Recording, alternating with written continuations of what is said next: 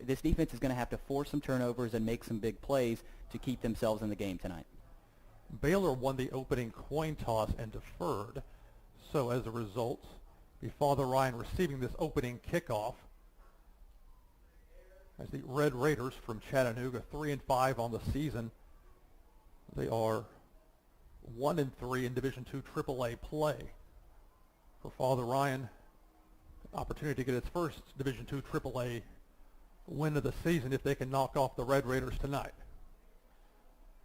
It's a warm day here in Nashville, up into the mid-80s, but the temperature has dropped and will continue to drop during the game. We are underway here in Nashville. Does not quite reach the end zone. Be fielded around the 3, past the 10, the 15, makes a cut. Be brought down around the 17-yard line, and that is where the Irish will start its first offensive series of the game. And it was Gray Irwin on the return for the Irish. And Father Ryan's going to start 1st and 10. This game just underway here in Nashville. Baylor took the bus up I-24 West, made it up here around the same time I got to the stadium today, around 4:30. They had a little bit of time to acclimate themselves. These two teams played 1 year ago, and it was down in Chattanooga at Baylor. So 1st and 10 for the Irish, a full receiver look. Seamus O'Connell will bring a man in motion to the near side. He's going to roll with it, throw that receiver complete. Evan Ruers with a 5-yard catch out of bounds around the 23-yard line. And Evan Ruer is not a senior tonight on this team, but he is a junior, and he has a bright future. He has been a consistent target offensively, and he's been arguably one of O'Connell's favorite guys to go to in clutch situations. So a 5-yard gain for Ruers on the reception from Seamus O'Connell. O'Connell back in the shotgun on 2nd and 5. Would be a handoff to Jackson Bird. Nice second effort. Should have the first down for the Irish. He was stopped, it looked like initially, for no gain. But Bird kept his legs churning, and that effort will move the chains for the Irish. Wow, what a run there by Jackson Bird, and plowing over the defender, just showing his strength and versatility as a runner. Not only did he plow over the runner, but typically you see guys, only get a couple more yards after that. He got the first down, and it's a new conversion here for the Irish. Baylor 3 down linemen. They run a 3-4 defense on this 1st and 10. O'Connell fakes the handoff, throws complete. That'll be another first down for the Irish. Ruers, his second reception of the drive. And Lou, we've seen that play a lot this year from Father Ryan. Whenever they need a first down or at least an 8 to 10 yard gain, they love to go to that run pass option play where Seamus has the option of either running the ball to the left or popping back and throwing the ball to Evan Ruers, as he did just there. Nice throw and catch. 2 receivers on either side for the Irish on this 1st and 10. O'Connell goes with the hard count. Baylor doesn't jump. Looks to the sideline. 10 on the play clock. Be a handoff to Bird. Didn't like the opening, tried to cut it back, and there just wasn't much room for him there at all. Maybe a 1-yard gain on the carry there for Jackson Bird. Number 9, Christian Harris there, the big defensive tackle. He's a junior for Baylor, but he is 6'3", 230, so he is a big body up front for Baylor, and this is a stout defense for Baylor. They have athletes on the edge and in the secondary, so it's not going to be easy tonight, and it won't get any easier because this Baylor defense is consistent throughout the game. Brendan Harris did just about everything for this Baylor team. Plays safety, also wildcat quarterback, wide receiver on this 2nd and 9. Completion to the near sideline. Quinn Warren with a catch. That's about a 3 or 4 yard gain. Sets up 3rd and about 5 for the Irish. And following the bye week, Lou, it seems like this Irish offense, led by Brett Tavo, has put in some new schemes, a few new passing plays. We've seen several out routes to start this game. It's almost like they have switched their identity to an air raid offense here. So the Irish are looking, they'll say 3rd and 6. 5 receiver look, empty backfield for Seamus O'Connell, the junior quarterback. He's got to run with it past the 45, past the 50. It's going to depend on the spot. Very close. He needed to reach the 48-yard line of Baylor. It looks like he did. If I'm judging by that far official. It's going to be close. Well, spots ball right on the hash. The actual hash mark for the 48-yard line in Baylor territory. They're going to say that's a first down. They're going to move the chains. And again, you see this Irish offense wanting to move quickly. O'Connell already ready here. Baylor shows double linebacker blitz on the near side. O'Connell sees that, changes the play with 15 seconds on the play clock. So we have a handoff Antonio Wright, and that linebacker blitz by Baylor stuffed up all the holes right there. Nowhere for Wright to go. He actually lost a couple of yards. 2nd and 12 now for the Irish, approaching the 10-minute mark of the first quarter. No score, Father Ryan and Baylor School. And Lou, typically, you know, anyone who watches college and pro football, you obviously give the offensive coordinator a chance for the quarterback to give an audible there. There was a lot of one-on-one matchups, but not sure if Seamus has the ability to do that. Listen, Ruhr's in motion to the far side of the 2nd and 12. The throw will fall incomplete, intended for Quinn Warren. And now the Irish face a 3rd and 12. And going back to what I was just saying, you know, this is 3rd and 12. This is not this is obvious passing down, as everyone, you know, here in the stadium knows. But what Coach Rector has liked to do almost every 3rd and long is throw the screen pass to Jackson Bird, or have a run pass option from Seamus O'Connell, with obviously with his ability to run the ball. It makes sense because, especially on this 3rd and long, like you mentioned, as the Irish have done in the past, we'll see Montrell McKnight go into the game, perhaps as an extra blocker. So they'll bring Quinn Warren to the sideline. Empty out the backfield. Oh, we're going to run the Wildcat. We're going to set up as if they will. Or not. Teased it for a second and said it will be O'Connell on this 3rd and 12 with Jackson Bird blocking. O'Connell under pressure, and he's going to finally be brought down. The ball comes loose. It looks like a Father Ryan player jumped on it. Whew. The luck was on the Irish side there. That could have been dangerous for this Father Ryan offense. Baylor would have had nice field position, but here instead we get a Bird punt. Luckily for the Irish, Jack Boutte able to jump on the ball, but a 7-yard loss even with that. So on 4th and 19, Jackson Bird lines up the punt. Baylor, a pair of returners standing just in front of their own 20-yard line. Baylor with no sort of punt rush. It's a spinning punt toward the far side. Takes an Irish bounce. My goodness, went all the way past the 25-yard line, it looked like. And that's exactly where they will mark the ball. So a good job by Jackson Bird with a punt. No return for Baylor. Irish looking at, Baylor now with its first offensive possession, 1st and 10 from the 25-yard line. As we mentioned in the pregame, Lou, Brendan Harris, the quarterback, he is a Wildcat guy committed to Tennessee, so he will be playing on Rocky Top next year. Let's see if he shows any maturity here tonight against Father Ryan. Could be Harris or it could be number 12, Lorenzo White. And at quarterback, they switch them back and forth.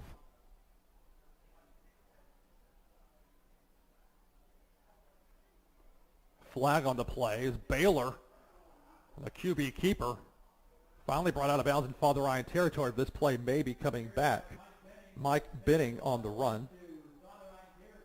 For all the video I saw of Baylor, I didn't see anything of them using him as a Wildcat, but in this case they did. However, infraction holding against the Red Raiders 10 yards from the spot of the foul. You wipe out the long run. And Baylor's looking at, well, first I have to see where it's spotted because it's 10 yards from where the holding took place. They'll finally spot the ball near the 15-yard line of the Red Raiders. 9:11 to go first quarter. No score, Father Ryan and Baylor. Interesting call by the Baylor offense there to go with a Wildcat formation and have their 6'2", 220-pound senior tight end Mike Benning. And I think, you know, that play right there, Lou, is sort of symbolizing that Baylor is going to go right at this Irish defense and attack them right in the middle because they feel like that is a weakness of this team. So on first, and they'll say 1st and 20 for Baylor. Again, Benning, a flag is down. This may be illegal formation. That's typically when you see that sideline ref throw the flag without a whistle. More often than not, that's the call. And this is not the start for this Baylor offense that you would have liked if you are the head coach of the Baylor Red Raiders. And it looks like it will be on Baylor. So 2 straight penalties here to start the game. So we'll say there's a procedure penalty. Couldn't have been a false start because they blow that dead, but 5-yard. But it will be declined by Father Ryan as Baylor didn't get much on the play anyway. So now 2nd and 20. Already through 3 plays here. It's just 2nd down. They're going to spread things out. They like to run a quarterback keeper when they spread the wide receivers out. Indeed, it will be a keeper. Maybe a 6-yard gain on Ball's that on the one. ground. Ball comes loose, and the Irish say they have it. Yes. Yes, they do. Yes, they do. Irish ball. Wow, that is a huge turnover for this Irish defense. We've seen it all year long, Lou. When this Irish defense is faced with a challenge, faced with adversity, they obviously had this Baylor Red Raider offense pinned deep, but that was going to be a nice run by Baylor's quarterback. But what do you know? This Father Ryan defense turns another turnover for this spectacular defense that has been great all season. So binning out of the Wildcat.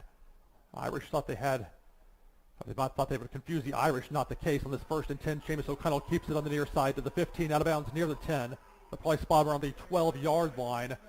It'll be enough for a first down. A good run on that 1st and 10 by quarterback Seamus O'Connell of the Irish. That's a nice play call. They went with the read option. Seamus had the opportunity to hand it to Houston Crouch. The entire Baylor defense was fooled by that play. Nice job by the quarterback keeper from Seamus O'Connell. First down, Irish. 3-receiver look for the Irish on this 1st and 10 from the Baylor 11-yard line. Be a handoff. Houston Crouch. He'll slide forward for perhaps 3 yards on that carry. He'll be spelled on this next play out of the game with Jackson Bird coming in at running back. 2nd and 8 ball at the Red Raider 9-yard line. No score. 8 minutes, 12 seconds to go first quarter. Baylor school playing here on the campus of Father Ryan High School on this Friday night in Nashville. And that's the same exact play they just ran, Lou. 2 straight read option plays to begin this drive for the Irish. Let's see what they go with here. You could see some play action, but with Jackson Bird, the senior, in on senior night, I think you're going to give him all the carries you need. 6 seconds on the play clock. It's going to be O'Connell trying to keep it, but he's going to be brought down for a loss. Patton Ford on the stop, 6'1", 165-pound junior. So a 1-yard loss on that one. Father Ryan looking at 3rd and 9. They can get the ball. If they can get the ball between the 1 and the 2-yard line, they can get a first down here. Of course, they'd like to get it all the way if possible on this 3rd and 9. 4 receivers, but they're bunched near the tackles. Go with the jet sweep. This could be a throwback. Indeed, it will. Rugers is going to throw. It has O'Connell in the end zone, and it falls incomplete. A good job defensively by Baylor. Moose Vaughn is a good open field tackler on that one. He proved to be adept at picking up the play from a passing standpoint. The Irish on 4th and 9 appear to be setting up for a field goal for Sam Bricado. Bricado in for the injured Zach Wesnowski. And from this spot, it would be a 27-yard field goal try. Snap is good. The hold is good. The kick is up. And the kick is good. So with 7:08 to go here in the first quarter, your score, Father Ryan 3, Baylor nothing. We'll be right back here on ATW Sportscast.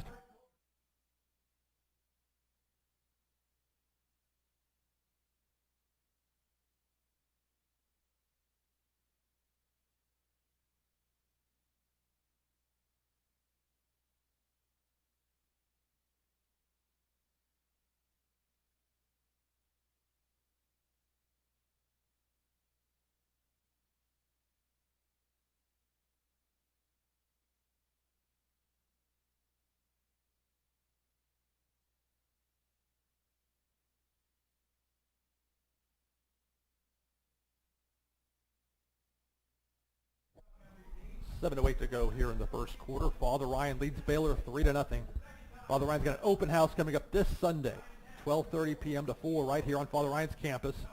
I've been an opportunity for families to get an introduction to everything Father Ryan has to offer, Catholic education, all the wonderful opportunities, everything from Friday night football to behind the Crest broadcasting to a really good fine arts department.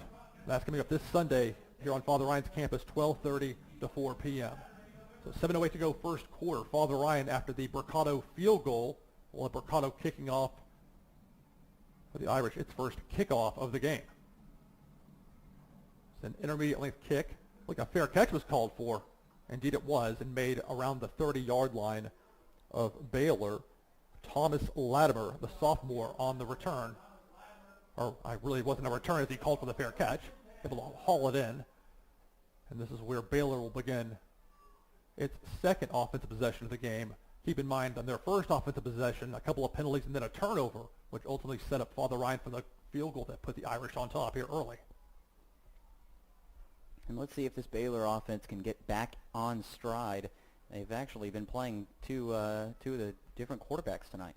They've been mixing it up quite a bit. It's going to be a handoff to the near side, breaking through a couple of holes. Marcel Fogg with the tackle, but not until a first down for Mike Benning. They used him in the more traditional running back role on that one. He held onto the ball. And that sets up Baylor at 1st and 10 from its own 46. What a weapon in today's world of high school football to have a 6'2", 220, probably 230-pound tight end being able to be that athletic and versatile to catch the ball in the shotgun and run on first down there. Big bunch formation to the near side. One receiver way out the far side. That's going to be a handoff. White has it, tries to make a cutback. He'll get maybe a half yard or a yard, but Father Ryan's defense says no more than that. Good job identifying the run. Baylor likes the run option as well. Again, these teams, as we've noted, have similarities. That included also both teams running a 3-4 defense. And Lou, from what we've seen here tonight, this is a run-heavy offense for Baylor.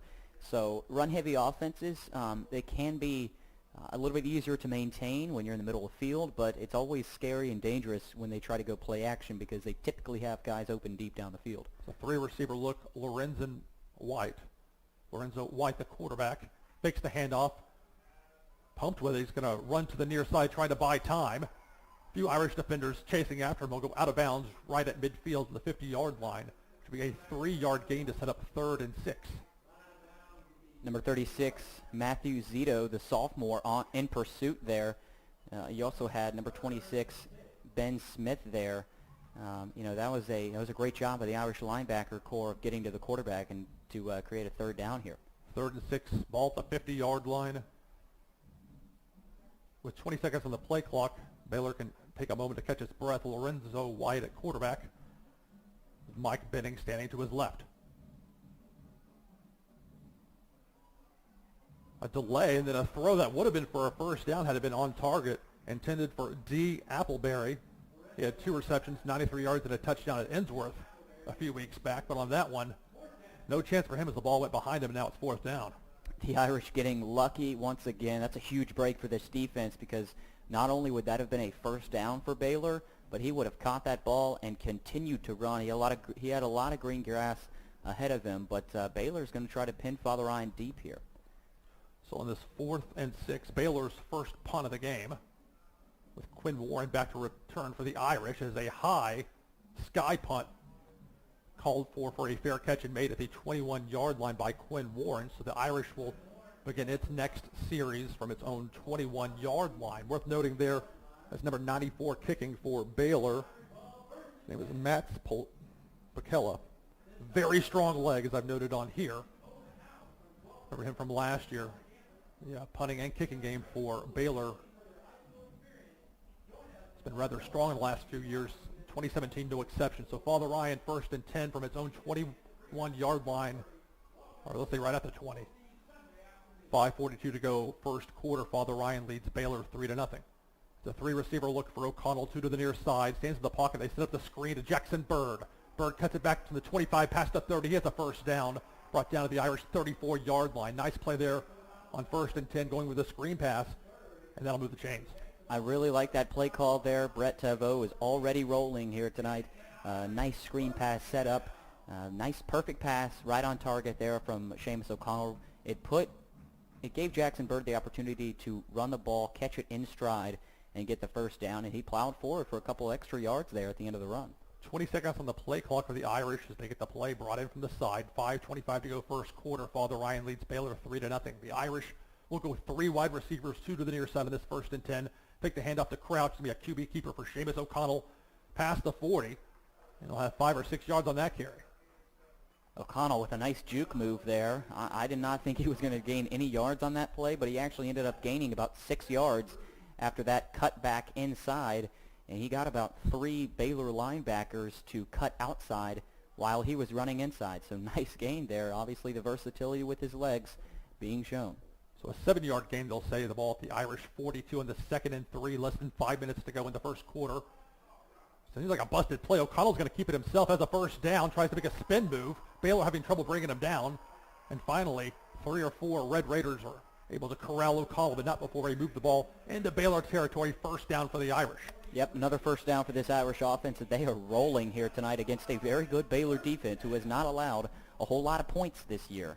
And Mr. O'Connell there, that's not easy. You know, what you just saw there, that's not an easy play to make. You know, Baylor basically had him stacked up back behind the line of scrimmage, but he found a way to get that first down. 3 receivers with an H-back blocking on this 1st and 10. O'Connell sets the screen to the other side. It is Jackson Bird again on the screen, past the 40, to the 35, to the 30, does a spin move. Finally brought down at the 26-yard line. So another first down for Father Ryan as they seem to be moving the ball with impunity. Certainly, and you know, last possession we saw this Irish team go pass heavy. Now we're seeing short passing, sort of dinking and dunking and running with Seamus O'Connell. Screen passes to Jackson Bird this entire drive. It's 3 receivers, and again an H-back in there. They're going to set up Jackson Bird on the carry. He'll get maybe 3 or 4 yards, getting the most out of that he could. As we pass the 4-minute mark of the first quarter, Father Ryan leads 3-0.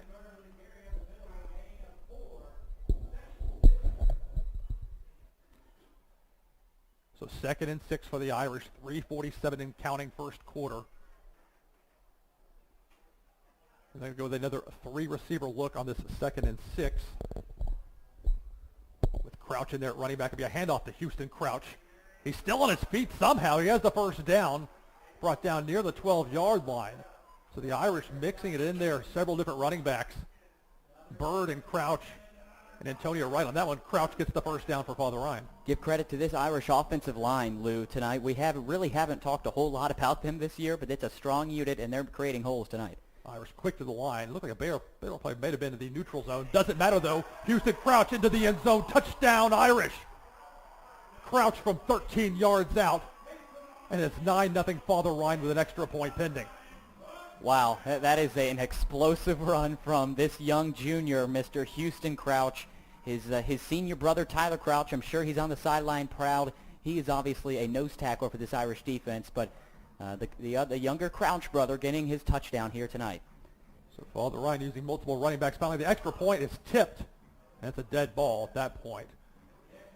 So the attempt by Sam Mercado, and again, we mentioned before, he's in there for Zach Wisnowski. So the touchdown marred by the extra point miss, but the Irish, nonetheless, with a 2-possession lead, 9-0 here, 3:18 to go in the first quarter. I figure keep it here for just a moment.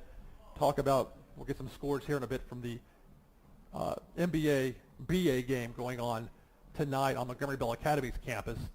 Big matchup there, of course. NBA coming off a loss to Ensworth the week before last. Had a bye week, had 2 weeks to get ready for BA and vice versa.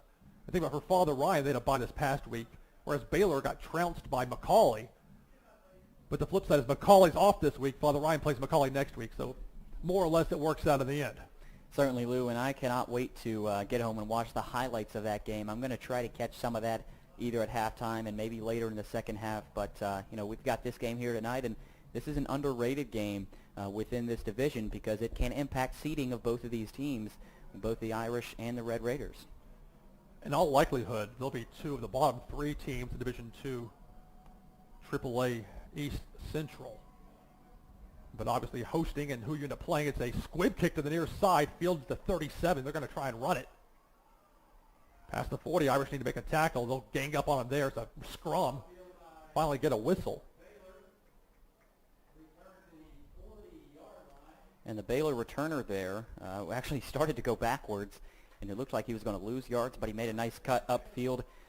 And this Baylor offense will start at the 40-yard line, see if this Irish defense can contain this dangerous Baylor offense. They really haven't gotten off to a great start here, but I expect this Baylor offense to rebound. But you never know. I mean, this Rector defense has shown their grit all season. So Michael Jones, a freshman, had to look on the second page for Baylor on that return. 1st and 10 for the Red Raiders from their own 40. Going to kick it out to the outside, but it's going to be a tackle for loss. The Irish had it well covered right there defensively. Jack Boutte, one of the seniors on senior night. coming up with that TFL. That is showing Jack Boutet's sideline to sideline versatility. Not only is he an edge rusher, but he's going to get after the running back. He's not just going to sit back there and not show any effort on running plays. He showed his versatility there as a defensive end, and Air Force is certainly getting a talented young player. It's a bonus when you have a 3-4 defensive end with the ability to go sideline to sideline. So 2nd and 12 for Baylor, 2:30 to go first quarter. Father Ryan leads 9-0. It's going to be a handoff fake and maybe a 2-yard gain on that one. Mike Benning. And Lou, I've watched many of Baylor's games this year. I ended up watching their game with NBA and also Brentwood Academy. They struggled against both of those teams, but it's been a type of team where they have been competitive in every game. And talking about their tight end, but he's been playing a lot of Wildcat quarterback tonight, Mike Benning. He is not an easy guy to bring down, especially for a high school linebackers and this Father Ryan defense. So they might just be trying to impose their will and show their depth here tonight. Less than 2 minutes to go in the first quarter. Irish lead 9-0. 3rd and 7 for Baylor. Ball at their own 43-yard line. With 10 seconds on the play clock, there's some confusion. It's going to be a timeout for Baylor. We'll take one as well. 1:38 to go first quarter. Your score, Father Ryan 9, Baylor School 0. We'll be right back on ATW Sportscast.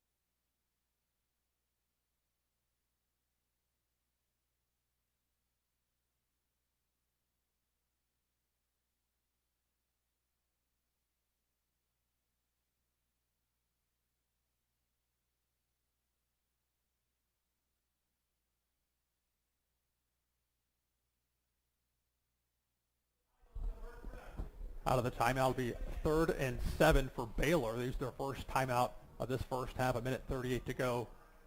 Irish lead 9-0. Fake handoff. He's going to throw it high and deep. A wobble pass. It falls to the ground. The referee threw the flag after the ball hit the ground. If that's on Father Ryan, that is one of the worst calls I've ever seen. So wait and see what the call is. Ball stayed up in the air. Felt like a mile long, or maybe that's not the right way to put it. The ball hung for a long time up there. And the Father Ryan defenders, they didn't know the ball was in the air. They had no idea. They did not turn around until the ball had hit the ground. Pass interference, the call against the Irish. It's a 15-yard penalty. And as expected, Coach Richter not happy with the call. We've seen this a lot this year, but we have gotten a lot of bad calls called against this Irish team, and once again, that's just inexcusable. There's no way that is a penalty on Father Ryan. What irks me the most, if it's pass interference, so be it. But if you're the official, you throw that flag. You don't wait to say, did he catch it, did he not? I mean, to me, that's disappointing. Nevertheless, it is a first down for Baylor. They have the ball at the Irish 42-yard line. 1:29 to go first quarter. Irish lead 9-0. Out of the shotgun. It's be a handoff. Not a whole lot of room there. Noah Martin. And it was interesting there, they finally made the switch from Benning as the Wildcat quarterback to their traditional quarterback, number 12, Lorenzo White. After that duck that Benning threw in the air, apparently they've decided to go in a different direction. It confused me, though, that they came out playing it like this. Mm-hmm. You don't normally see that week-to-week change, but that happens sometimes on the high school level. You can put in something new during a given week and try it out on a Friday night. So it's a three-receiver look on this 2nd and 8. Baylor with the ball at the Irish 40-yard line. Rolling towards that far side, has a receiver open, but overthrows him, falls incomplete. And that sets up a 3rd down. Lorenzo White's pass intended for Mike Benning. From what I've seen, Lou, Baylor has only thrown the ball twice. And it's obviously not their style of play. That's not how they want to win games. But that's what they're having to go to here on this possession because of Father Ryan's run defense. And now you're seeing a third down here. Let's see if this penalty comes back to haunt this Irish team. But a lot of times when you see a defense get called for a obviously terrible call, they come back because they're just playing angry. And that's what you're seeing right now from this defense. Number 7, Jalen Baker into the game for Baylor. They're still going to go 4 wide receivers on this 3rd and 8, 3 receivers to the far side. It is Lorenzo White in at quarterback. Out of the gun, the Irish only bring 3, but they're still getting the heat on him. Going to flush White. He'll try running with it. Skips 1 tackle and finally brought down at the 36-yard line. That's going to be about 4 yards shy of the yard line needed to get a first down. And the question now is, well, Baylor's in no man's land. You figure they got to go for it here. Certainly. This is definitely 4-down territory here for this Baylor offense. It looks like fourth and 4, they're going to call it. And, you know, you've seen a lot of Wildcat formation. That's what I expect this Baylor offense to go to. I don't expect them to try to roll the dice and pass the ball through the air on 4th and 4 when they have had 0 success here tonight. So expect a power running play here to start the second quarter. So exactly as we get 0-0 on the scoreboard, a good first quarter for the Irish, but Baylor looking at a 4th and 4 when we come back. After one-year score, Father Ryan 9, Baylor 0. We'll be right back on ATW Sportscast.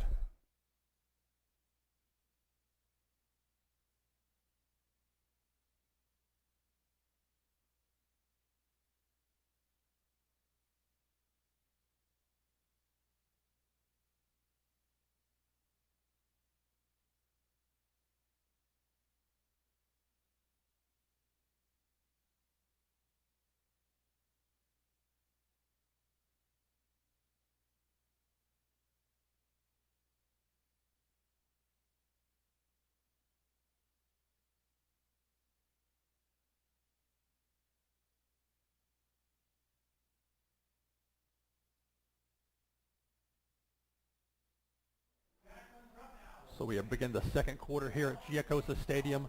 Lou Pickney and Billy Derrick here with you on the call. The Irish go up 9-0 after the first quarter of play.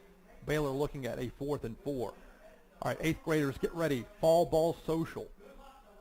It's coming up Friday, October 27th, 1 week from tonight, 7 to 9 p.m. at the dining hall here on Father Ryan's campus. FatherRyan.org/events to register. Again, FatherRyan.org/events. Baylor now coming out for the first play of the second quarter, facing a 4th and 4.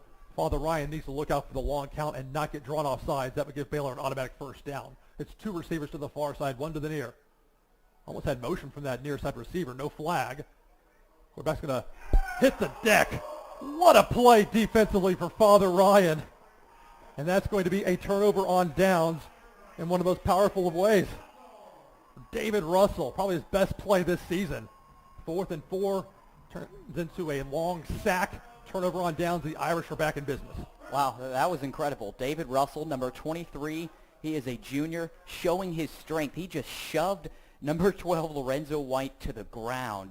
And, you know, the sideline is still celebrating with him here. Coach Stewart coming over and giving the young kid a hand. That's easily the best play he's made in his career.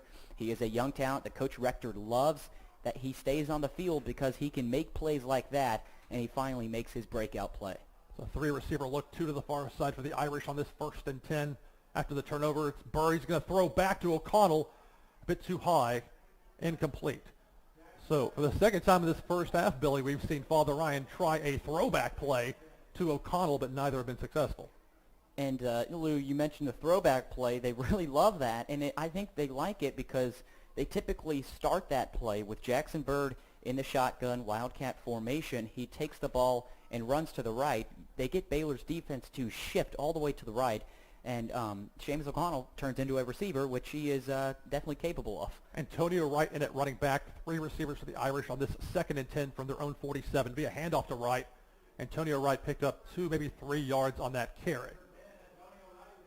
Antonio Wright, just a sophomore, earned his way into getting some carries.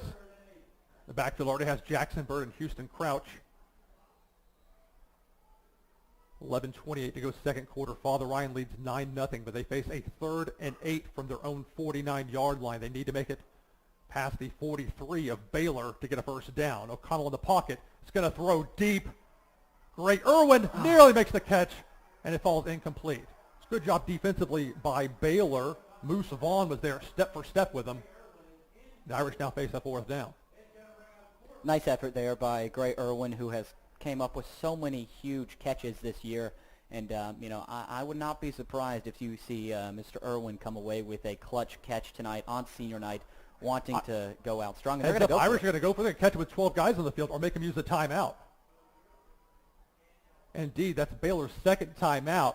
Wow. I love when teams do that, especially when Father Ryan does this. You get to the line quickly, you get the other team flummoxed, and they end up having to panic and call a timeout. That can be a huge difference later.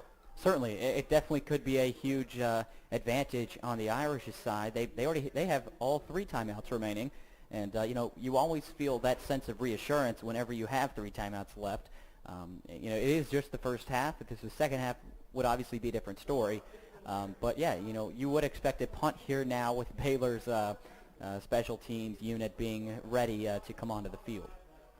It'll be interesting as I see for Baylor, number 2, Brendan Harris, who's been almost a non-factor thus far. I'm really surprised. You figure you do anything in your power if you're Baylor to get him the ball in one way or another. And they may try here, setting him, Harris, just as I mentioned, him back to possibly return a punt. Jackson Bird lines up. Baylor has to be careful. He's not going to run with it, throw it, though. Oh, no, I take that back. It's O'Connell standing next to him. The Irish are going to go for it. Or unless it's going to be a fake and then a punt. Yep. And that will be a punt, a spinning punt from O'Connell, not the best. Gets a good bounce. Irish bounce goes inside the 20. Keep on rolling past and die at the 15-yard line. So clearly Baylor had seen on tape before Father Ryan on 4 and more than 5 had set up like they were going for it, only to have an O'Connell punt or Pfeiffer before he got hurt earlier this year. So they were aware, but nonetheless it worked for the Irish. And that pins Baylor back at their own 15 to start this next drive, trailing the Irish 9-0, 11 minutes to go, second quarter. And Lou, after we see another Father Ryan bounce on a punt from Seamus O'Connell there, a little pooch punt out of the shotgun formation, seems like the luck is all on the Irish right now. The momentum is obviously with the Irish, but the luck of the Irish is alive and well tonight. Obviously, we've seen 2 good bounces on punts, and obviously the Irish lead early here, 9-0. 3-receiver look for the Baylor Red Raiders on this 1st and 10. They fake the handoff and will throw incomplete. So Lorenzo White at quarterback trying to reach Mike Benning, who played the first couple of series at quarterback inexplicably in a role that Harris had used in the past very successfully for Baylor. Got to wonder if he might be hurt and they're using him as a decoy. It's a 4-receiver look on this 2nd and 10. It's a quick throw to the far side, complete. Forced out of bounds close to the first down marker. D. Appleberry on the reception. Certainly, Lou, this is a crucial situation here for this Baylor offense. Just under 11 minutes remaining. See if they can get some momentum. 3rd and short for Baylor. Deep in their own territory, they'll throw to the far side, complete. And just enough for a first down. Bit of a dangerous play. A throw like that, if it hits the ground, it's 4th down, but it didn't. The completion got him a couple of yards. And the Red Raiders have moved the chains at the 10:46 mark of the second quarter. Father Ryan leading 9-0. The passing attack for this Baylor offense is finally starting to show up. Nearly got Father Ryan to move into the neutral zone, but nobody passed that threshold. Plenty of time on the play clock at 15 on this 1st and 10. Spiral thrown deep downfield. That's out of bounds, incomplete. I think it's interesting how they don't call a flag on that play, and I think there was more contact there than the last penalty that the refs called on this Irish defense. David Ward was on the coverage. Might have been a makeup call. I mean, from my vantage point, I saw a little bit of a shove out of bounds from David Ward, but that could be a little bit of a makeup call here tonight. So intended for D. Appleberry, but out of bounds, and it was a different official that called it on the near side versus the one on that far side. That's the human element of the game, good or bad. 10:39 to go, second quarter. Father Ryan leads 9-0, trying to get its first Division II AAA victory this season. Be a QB keeper as Harris finally gets into the action. The Irish bottle him up quickly. Maybe a 1-yard gain. And I doing my prep work for this game, I saw plenty of Harris running teams ragged. So a good job by Father Ryan to contain him on that one. And yeah, Lou, right as Brendan Harris gets the ball, he right on cue, Father Ryan is able to bring him down. Nice pressure up the middle. And this Irish defense, they're playing some new players. They have Grayson Hubbock, the young freshman, in right now at, looks like strong safety, number 12. Gray Irwin is also back there, one of the leaders, and Anthony Wright as usual. But, Grayson Hubbock getting some time here as a young player. 3rd and 9 for Baylor, trailing Father Ryan 9-0 early in this second quarter. Out of the gun. It's going to be White in at quarterback. White has a receiver, finds it complete. It's enough for a first down. Marcel Fogg, no surprise there, a good tackle. And Marcel Fogg, certainly a sure tackler, one of the best tacklers on this Irish team. And, he has improved in coverage throughout the entire year, but he has been one of the better tacklers in the secondary. Jalen Baker on the reception for Baylor on that long pass to set up a 1st and 10 from the Red Raiders' 42-yard line. With 15 seconds on the play clock, look to the sideline, get approval from the coaches. They're going to set up something on this near side. Watch for the double pass. No chance for that at all. Great job by Father Ryan. They smelled that one from a mile away. Hunter Hopkins, Anthony Wright in there, among others. And that play was not well blocked at all by Baylor. Number 11, Mike Benning on the catch. I'm pretty sure he's played every offensive position, every skill position here tonight, and he was spread out wide. He was at least 5 yards behind the line of scrimmage, not able to get anything going. A lot of mixing and matching for Baylor here in this first half offensively. 2nd and 13, less than 10 minutes to go in this second quarter. Father Ryan leads 9-0. It's a Baylor team with a very stout defense and offense that has been hit or miss this year. White's going to throw deep, has a receiver open, caught. That's going to be a first down for the Red Raiders at the 35-yard line. D. Appleberry on the reception. And Lou, that was the same play they just ran. That is a read by the quarterback. Mike Benning was covered by 2 Father Ryan players. He read the play, and they had the other receiver on a go route down the field, and they get a huge first down. So out of the pistols, they make it even more confusing. It's Lorenzo White with Brendan Harris.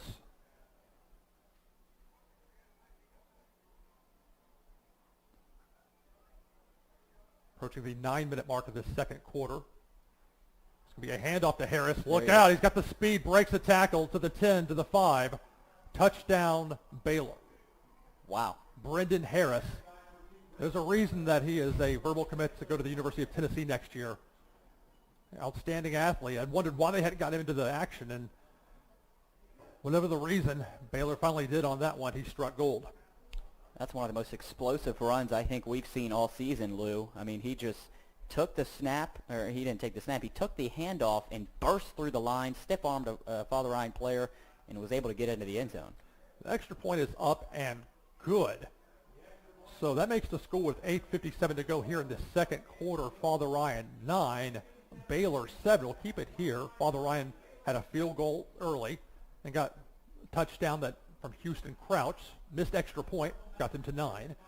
And now Baylor has pulled it within a one-possession game with that long touchdown run by Harris and an extra point, making it 9-7 Father Ryan.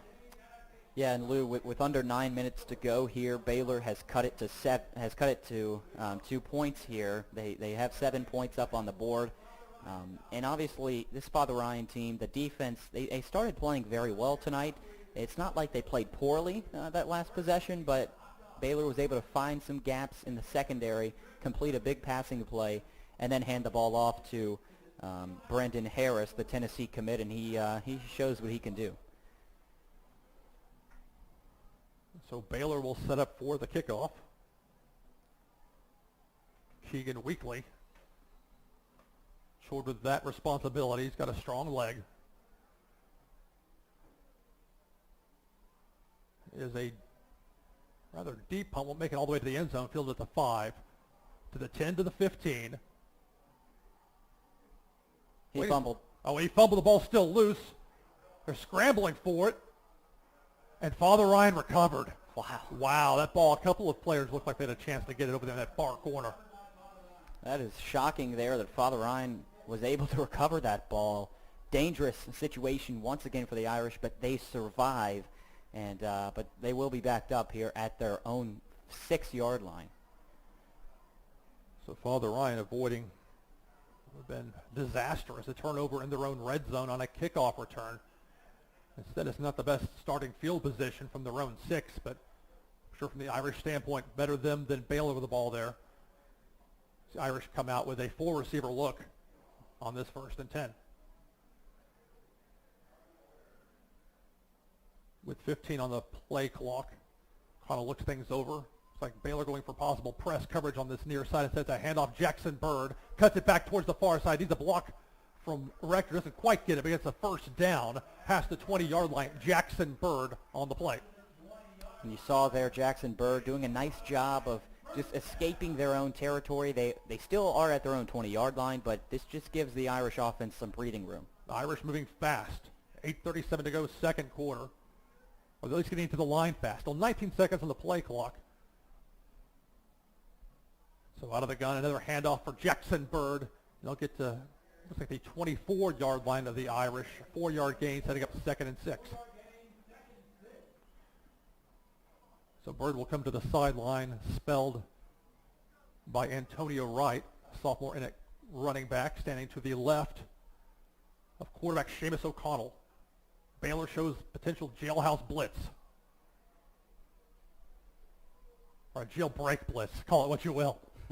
Less than 8 minutes to go here in this second quarter. It's going to be a handoff. Antonio Wright spun around. Looks like he got maybe 3 yards of the carry, setting up 3rd and short for the Irish. And that play will work for the Irish most times. They love the zone read. They went with the play there once again. Antonio Wright showing his versatility there with some power, some quickness within the holes, and it's going to be 3rd and short. I would think Coach Tevo would go with a run from Seamus O'Connell, but you never know with this offense. It's a 4-receiver look. They still have Wright in to block. It's a quick throw to the near side, complete to White. Rector does a spin move, gets away from a tackler past the 40, past the 45, past midfield, finally forced out of bounds in Baylor territory around the 47-yard line of the Red Raiders. Nice play on 3rd down for the Irish.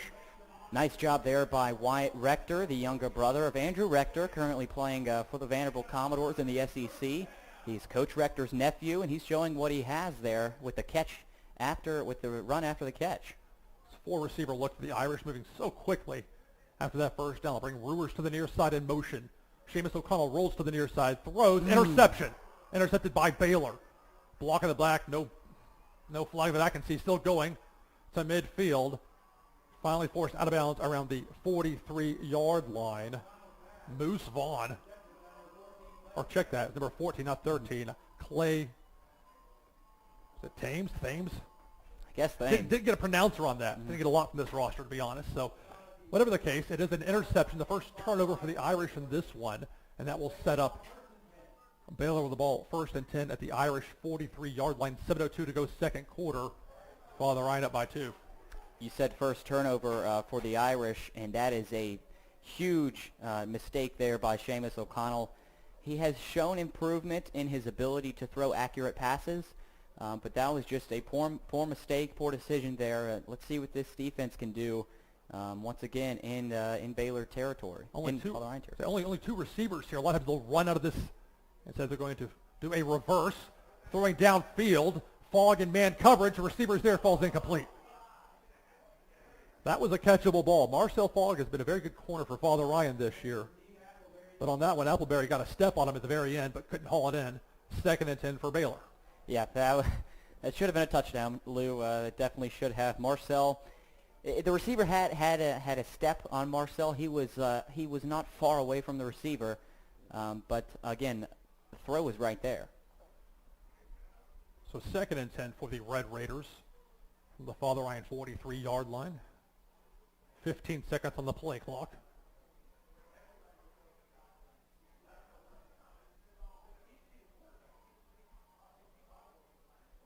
With 5 on the play clock. Finally snapped it, a little bit of a high snap, but they fielded it cleanly via handoff. Father Ryan having some issues tackling on that one. A nice 8 or 9 yard gain there by Mike Benning. Yeah, I think Benning wanted to run outside. He was tempted but the Irish defense forced him back inside, and he made a nice cutback to prevent a first down. Matthew Beacom into the game for Gray Irwin on this 3rd and 9. Irish need to get the ball to their own, or excuse me, I'm reading it the other way around. Baylor has the ball 3rd and 1 at the Father Ryan 34-yard line. Look down for a second, got stuff switched up. It'd be a QB keeper, and that should be enough for a Baylor first down as Lorenzo White able to run with the ball. He is not afraid to run with it. What I've seen not just in this game, but several previous. He certainly isn't afraid to run with it, but they do have other weapons available, and I would think he would want to get the ball to them as much as he could. So 1st and 10 Baylor at the Father Ryan 31-yard line. 6:03 to go, second quarter. Father Ryan leads 9-7, 15 on the play clock. Irish show possible outside linebacker blitz. They do bring one, but there is time for the throw. Open receiver caught. Touchdown, Baylor Red Raiders. And it is number 23, D. Appleberry, on the reception, and Baylor has its first lead of the game. That was just a tough play to make for number 31, Hunter Hopkins. I think Hunter was anticipating just a simple go route down the field with this heavy run package that I mentioned earlier, Lou. Whenever they go play action, it's always dangerous. They typically have guys open downfield. And it will be Keegan Weekly in to attempt the extra point. Some sort of discussion amongst the officials. So illegal substitution on Father Ryan on the extra point block team. So they may, I'm going to say they may decline it and put it on the kickoff. Okay, so we'll defer that until the kickoff of the penalty assessment. So not as much difference, half the distance to the goal for an extra point versus 5 yards extra on the kickoff, especially the way their kickoffs have been falling around the 5-yard line. We'll see about that in a second.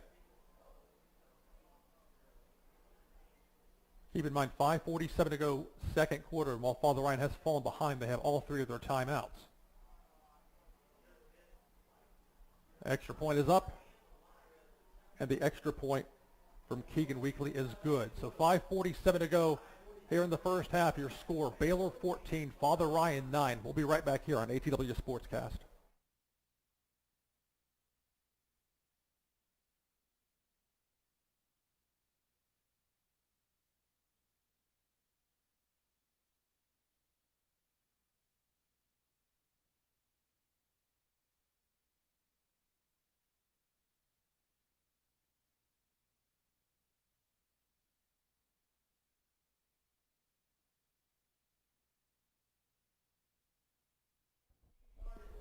.547 to go, second quarter. Here on the campus of Father Ryan High School. Irish got out to a 9-0 lead, but a pair of touchdowns and extra points by the Baylor Red Raiders. Now the team out of Chattanooga now up by 5 on Father Ryan here midway through this second quarter. Irish 1 week from tonight will be playing at McCallie down in Chattanooga. We'll have that game for you live here on ATW Sportscast. The kickoff, the extra 5 yards added on made a difference. It goes out of the back of, or the side of the end zone, across the plane. Be Father Ryan's ball 1st and 10 from its own 20 to start this next drive. And this Father Ryan offense, they need to get back on track. They need to regain their momentum that they had. It seems like Baylor has taken control of this game. The Irish need a big play here before halftime to snatch that momentum. The Irish looking at 1st and 10 from their own 20. Going to go 4 receivers on that typical shotgun package they use. Seamus O'Connell, the ball hits the ground. A broken play. He's going to try and make something of it, maybe back close to the line of scrimmage. By and large this season, Father Ryan, the snaps from the center have gone well, but on that play, the 2-hopper, he got it back to the line of scrimmage, so a good effort there to at least not lose any yards on that botched play. And that's all you could have asked for there, getting back to line of scrimmage. Instead of losing 5 on the play, O'Connell tries to just get back to the line of scrimmage instead of being deeper into their own territory. Again, a 4 receiver look for the Irish. Baylor shows pressure from its corners. They'll play back. O'Connell scrambling, running for it. He's going to keep going past the 20 to the 25. Has the first down past the 30. Seamus O'Connell has a first down for the Irish at the Father Ryan 34-yard line. And that is an advantage that this Father Ryan offense has over the many defenses, the many great defenses in this division, the ability for O'Connell to extend plays via his legs, and he's shown it once again here tonight. First and 10 Irish, the Father Ryan 33, they'll say. Less than 5 minutes to go in this second quarter. This one's going to be a handoff. Houston Crouch picked up 2, maybe 3 yards on that carry. Houston Crouch trying to gain some yards there. Not much on the run, but Crouch has been such a solid player this year for the Irish. Last year not getting a whole lot of playing time behind a large depth of running backs at that position, but he will be a key cog along with Mr. O'Connell next year for the Irish. 3 yards on that carry. Gus Howard on the stop for Baylor. So on the 2nd and 7, it's going to be O'Connell keeping himself past the 40 as the first down, past midfield. Dives for the 45-yard line of Baylor. Once again, Seamus O'Connell using his legs. Those wheels got him all the way to the 45 of Baylor, and another Irish first down. O'Connell, I'm not sure if Baylor was ready for this tonight because he is gashing them right there in the middle of the defense, showing what he can do with his legs. 3 receivers with an extra blocker in the tight end spot on this first and 10, 4:05 to go second quarter. Father Ryan trails Baylor 14-9. It's going to be a keeper O'Connell for the fake handoff. Slowed temporarily. Finally brought to the ground near the 40-yard line, but still a 5-yard gain or close to it there on the Irish, for the Irish by O'Connell. And we've seen O'Connell run the ball so many times this year already. Heavy run production from O'Connell here tonight. And you just have to wonder, I hate to be a pessimist, but you just hate to wonder, you worry about fumbles, you worry about hard hits. It's always tough when you have a running quarterback. Seamus has strong size, but let's see what else he can do tonight. It's 4 receivers for the Irish with Jackson Bird in for blocking. Picks up a nice block as O'Connell steps to the near side. Is going to throw across his body downfield, intended for Gray Irwin, intercepted by Baylor. And this one could be trouble. To the 30, to the 40, to midfield. Jackson Bird finally making the tackle. But a major change in momentum right there. Jalen Baker, the corner, able to pick off a throw that hung a little bit too long in the air. O'Connell rolling toward the near side, throwing back. Had an intended receiver in the vicinity, but not enough for the Irish. As Baylor takes control. We have a flag that's come in late, so we'll see what this is. And if anything, it will be after the play, so tacked on, whether it's on either team after the play. So, again, just a huge mistake there by Seamus O'Connell. He has been so good with his legs tonight, not nearly as efficient through the air. Well, they ruled a block in the back for that flag, so good news for the Irish on that one. Instead of having the ball in Father Ryan territory, Baylor will have the ball at its own 30-yard line to start this next drive. First and 10, Baylor leading Father Ryan 14-9.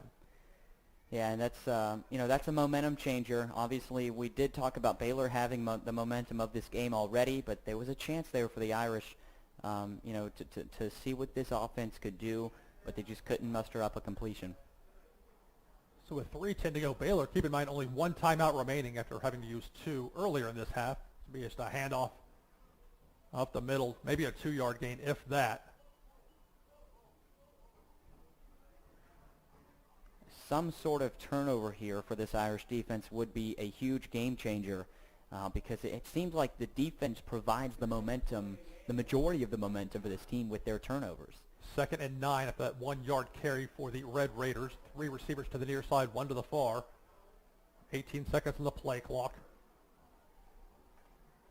That's where Lorenzo White in at quarterback, looking to the sideline.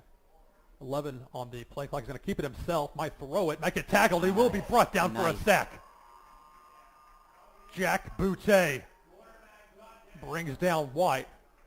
So a good defensive effort. Father Ryan's D-line's getting after it. That is just perfect execution there by Jack Boutte. The quarterback, number 12, Lorenzo White, as a timeout was called on the field, he was trying to roll out, and he didn't think Jack Boutte was going to snatch his legs, but as soon as Jack Boutte was able to gain position on him, he made an outstanding tackle. So it'll be 3rd down and 18. Father Ryan called the timeout there. They have 2 remaining. And why not? Because facing third and long, odds are Baylor would be facing a likely punting scenario unless they can somehow conjure up 19 yards out of one play.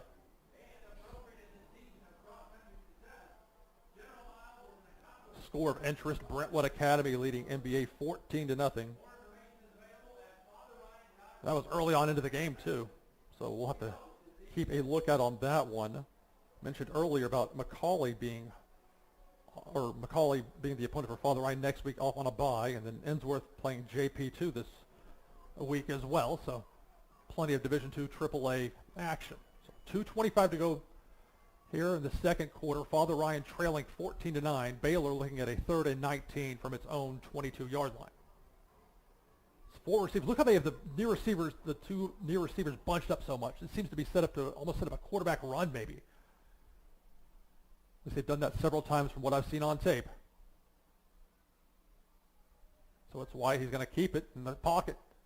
Has a receiver to the near side, and it's going to fall incomplete. Not the best route.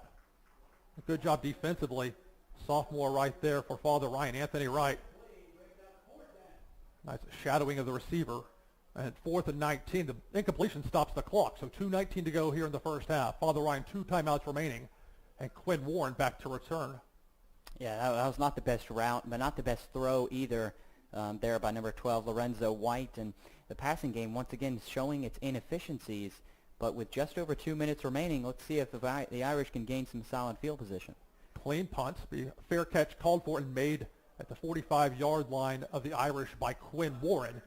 And that's going to set up the Irish 1st and 10. Down by 5, 2:13 to go second quarter. Another score of interest in Division II AAA play. Ensworth leading Pope John Paul II 30-0. Wow.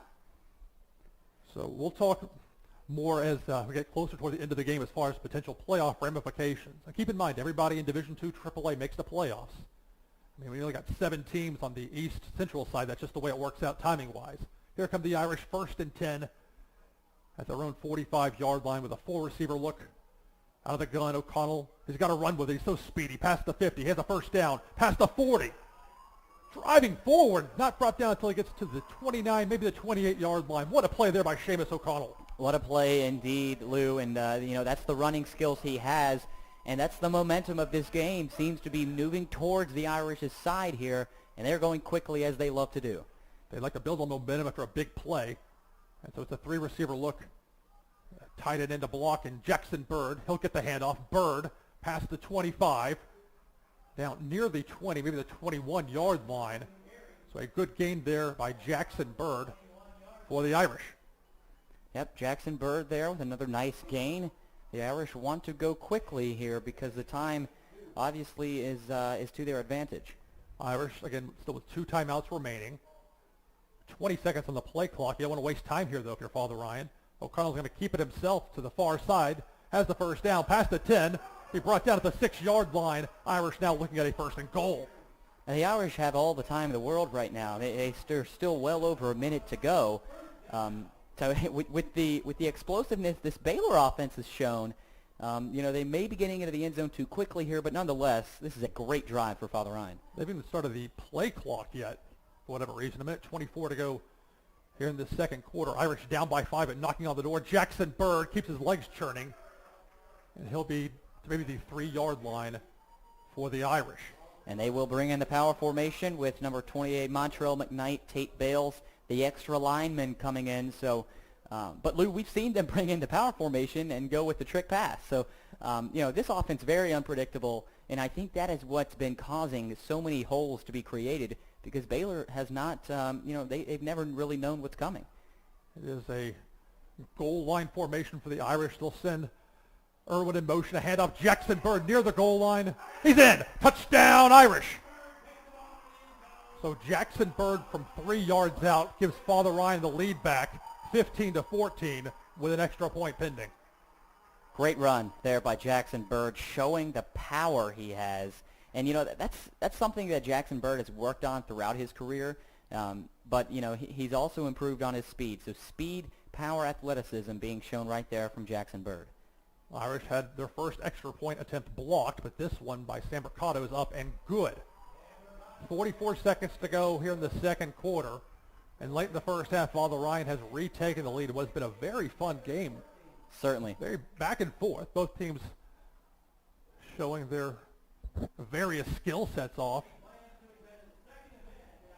Keep in mind, Father Ryan received the ball to start the game because Baylor won the coin toss and deferred. So it will be Baylor receiving the opening kickoff after halftime. Be nice for this Father Ryan group of seniors, their last regular season home game, to get a victory over Baylor, but long way away from that. Irish up by 2 and still here late in the second quarter. And it's always great to see all the hard work that this Father Ryan team has put in throughout the offseason, in the summer workouts, and during the season, hard practices, long hours, and they are starting to pay off here. You see a lot of success here tonight early in the game. Father Ryan taking the lead, 2-point lead with 44 seconds left until halftime. So Mercado, after hitting the extra point, will turn around and handle the kickoff, which I imagine will be a squib. Need an intermediate length kick, fielded at the 24. Spun around at the 30. A good job on the tackle there for the Irish. Nice tackle by another senior, number 24, Will Lombardi. Took the words out of my mouth. I was going to say, making sure he was a senior looking at my list, and indeed. So a good job on the stop there. Riley Ginny on the return. So 41 seconds remain in the first half. Baylor has the ball at their own 30-yard line. Only one timeout remaining, though. But they've got a kicker with a very strong leg, and I'm sure the Irish are acutely aware of that. Try and keep them out of field goal range, if nothing else. The 4-receiver look. 3 to the near side. So White will look to the sideline for instruction. Number 12, Lorenzo White at quarterback.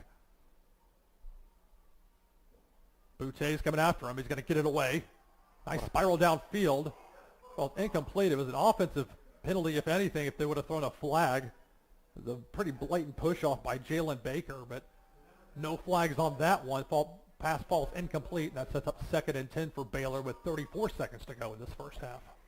Yeah, Lou, he definitely pushed off the young freshman Grayson Hubbock there. But let's see if this Irish defense can hold strong. Baylor spreading them out as far as they can. Sets up the near side or far side screen. That's Harris. He's so dangerous. Gets the first down on a 12-yard reception. Brendan Harris. So that's a big decision to make. If you're that receiver, Brendan Harris, instead of getting out of bounds, he gets the first down to stop the clock. Yeah, but only temporarily. They'll start winding it with only one timeout. Baylor doesn't want to squander their last one. It's going to be White under pressure. Boutet chasing him towards that far side. They'll finally be escorted out of bounds after a 2 or 3 yard gain. That stops the clock. 18 seconds to go in the first half, and sets up Baylor for a 2nd and 8, perhaps a 2nd and 7 at their own 44. And Lou, that was a play I really wish we had instant replay for. I don't know if you caught that, but Jack Boutet showing his power, just plowing through the right offensive tackle, absolutely showing his power on display, and just pushing his way to the quarterback, forcing him out of bounds, and only a gain of 2. Those are the type of plays that Jack Boutet is so much of an X factor for this defense, because he makes those type of small plays. Once again, 4 receivers for Baylor, 2nd and 8. Less than 20 seconds to go. A throw tipped and intercepted. Jackson Bird. Let's see what he can do. Past the 40 to the 35 to the 30. A flag comes in very late. But Bird, with 6 seconds on the clock, has the ball, at least for now, near the Baylor 30-yard line. What a turnover there late. Great job by Jackson Bird, who's doing everything for the Irish tonight. And Rector is not happy on the sideline. It looks like this penalty will be on the Irish. So a great field position here for Father Ryan. So it will be coming back, a personal foul on the Irish. Let's see how aggressive they want to be here. This is going to be an interesting call here on offense for the Irish. Well, you don't have much time if you're going to try and do 2 plays. You've got a timeout. So you can try and, they're marching them well back.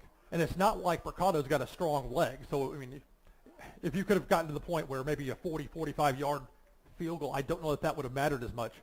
The ball's all the way back at the Father Ryan 40. Oh, my God. They said personal foul, and I thought that was what you would assess after the play, not spot of the personal foul. But yeah, I don't know what to tell you on that, unless it was like a block in the back or something, and that's I get frustrated trying to figure this stuff out sometimes, if you haven't noticed. 6 seconds to go, though, and good for the Irish that Father Ryan with the lead, up by 2. They might just take a knee here.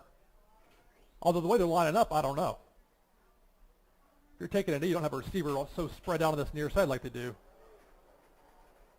So Father Ryan, and maybe a low percentage risk-wise, in fact, they'll take a knee. Out of the shotgun. Out of the gun. That's loyalty to the formation for sure. So the intentional knee taken by quarterback Seamus O'Connell, and the Irish lead by 2 at the half. Father Ryan 16, Baylor School 14. Take a quick break behind the Crest of halftime. And this senior night, Irish lead at the half by 2. We'll be back here on ATW Sportscast.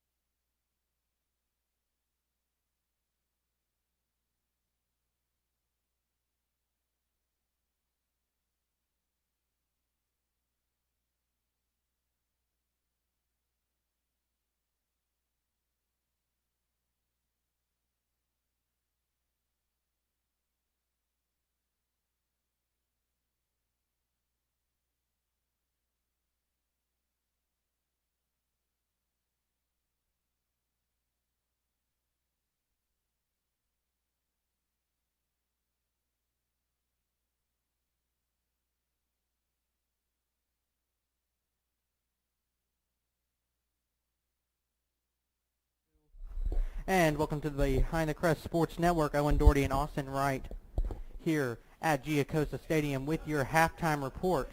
Irish up 16-14 after one half played over division rival Baylor, making the trip up I-24 and all that heavy construction and mayhem to get here in South Nashville on what has been a quite cool evening, our coolest evening of the year. Irish played a very well first half, 16-14. Austin, what did you like that you saw out of the Irish? You know, the Irish have been playing some stout defense over there. They've definitely been able to keep Baylor under control. Although they have had a penalty-stricken half, they have been doing a very good job of keeping it close and, in essence, having a lead over a fairly good Baylor team thus far. Without a doubt. Defense has looked good. Both teams have had their moments, you know. Seamus O'Connell had 2 interceptions, been running the ball phenomenally. I think his vision tonight has been the best running vision he's had all season by far. And I think it's really helped the Irish with some more option plays. It's given Houston Crouch and Jackson Bird a lot of opportunities tonight running the ball.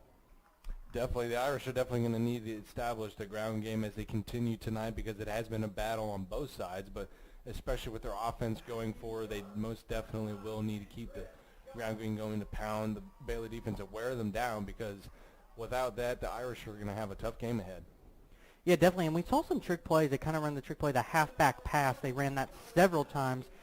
Didn't work in the first time. That's worked. Plays like that have worked for Father Ryan, but personally, I think that's just taking them out of rhythm just a little bit. We'll see what Coach Rector decides to do as him and the team are discussing it on the hill at the moment. Right now on your screen, you see the band presentation. It is senior night at Father Ryan, our last home game of the regular season. We'll see how the playoffs turn out after this game and after next week's game. A lot of things could happen. There's a good chance that JP2 might be coming here again, depending on if Father Ryan can keep this win tonight and how JP2 does this week and next week. So we'll see what happens. But right now, Father Ryan not looking to have a home game on the playoffs. Definitely some various scenarios coming up for the Irish in the postseason, and one of the scenarios that many Irish fans would be looking forward to is going to JP2 possibly if they do win this game, and just a lot of variables going into it, but that's just a lot of speculation. But in other words, just the Irish need to keep their fundamentals down and make sure that they just have a good year and stay consistent when they keep going because they need to have that, especially with all these penalties that they've had in the first half, going back to the first half here in Baylor. They definitely need to work on that as they continue. But Father Ryan has been able to make some great halftime adjustments, as Coach Rector has shown throughout the year, Owen. I think the big key today in the second half is going to be Father Ryan has a lot of two-way players playing offense and defense. The key is, can you keep the momentum? Can you keep the energy? Don't let those guys get tired. I think that's a big key if they can keep momentum with them. Players don't get tired as easily. They're energized. They want this division win so badly. They want the first division win for Coach Rector and his tenure here. So we'll see what happens. But I think that's the biggest key to keeping a lead and winning this game. Yeah, that's no doubt. Definitely going to be a tough second half coming up for Father Ryan. They're definitely going to need to make some important adjustments. But with the lead, they will be more confident. So hopefully Coach Rector will make the adjustments necessary as he has done throughout the year. So we will see what the Irish have coming up next. Overall, I've been pretty impressed, though. I think the run defense has been pretty phenomenal, and the rushing offense has been pretty phenomenal. Special teams, they had the missed extra point. I wasn't exactly able to see it because I was in the back of the goalpost, but I did see that it did not go through. Some adjustments made. Kickoff, they've been kicking it short as usual. We'll see if Coach Rector maybe tries to kick it deep. Baylor's kind of been struggling on offense. Try to see if they can change the field position game up a little bit. Baylor's quarterback just looks a little out of rhythm on some of the passing plays, more of slant routes and shorter passes, just not on target. Deep ball, he's had a few plays. That second touchdown in the second quarter was a very beautiful, timely pass. But overall, just something's not quite right for Baylor there. We'll see how they make adjustments to that, see if they can try to get their passing offense going a little more, and we'll see how Coach Rector and his defense will combat it.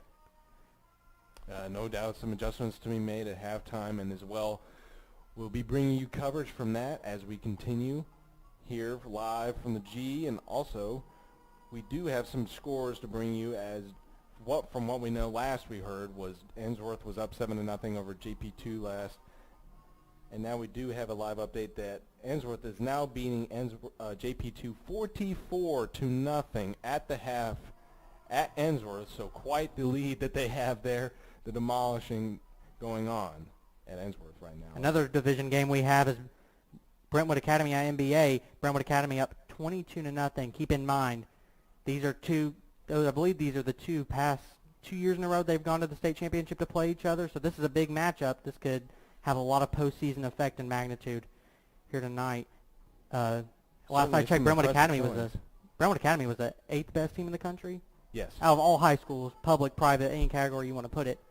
Last time I checked, according to Max Preps, they were the 8th team in the country. So definitely a tough opponent for anyone, but they've still not been proven beatable this year. We'll see what happens.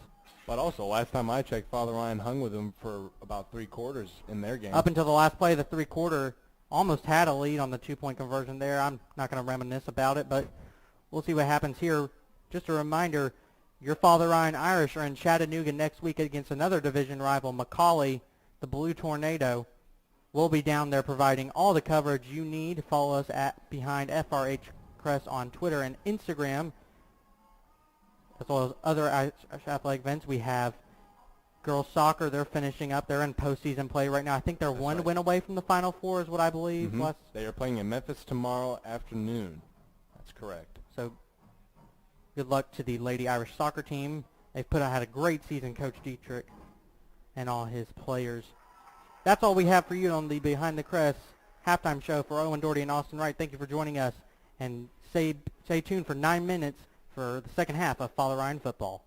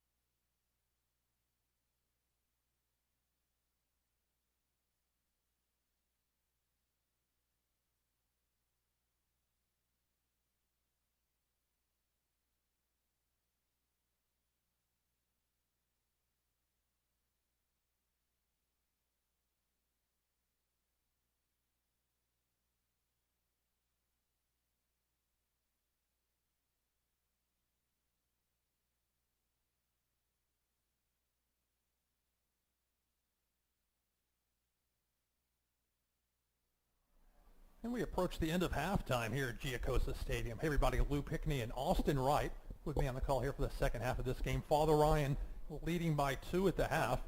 And it was a very exciting back and forth first half here tonight at Giacosa Stadium.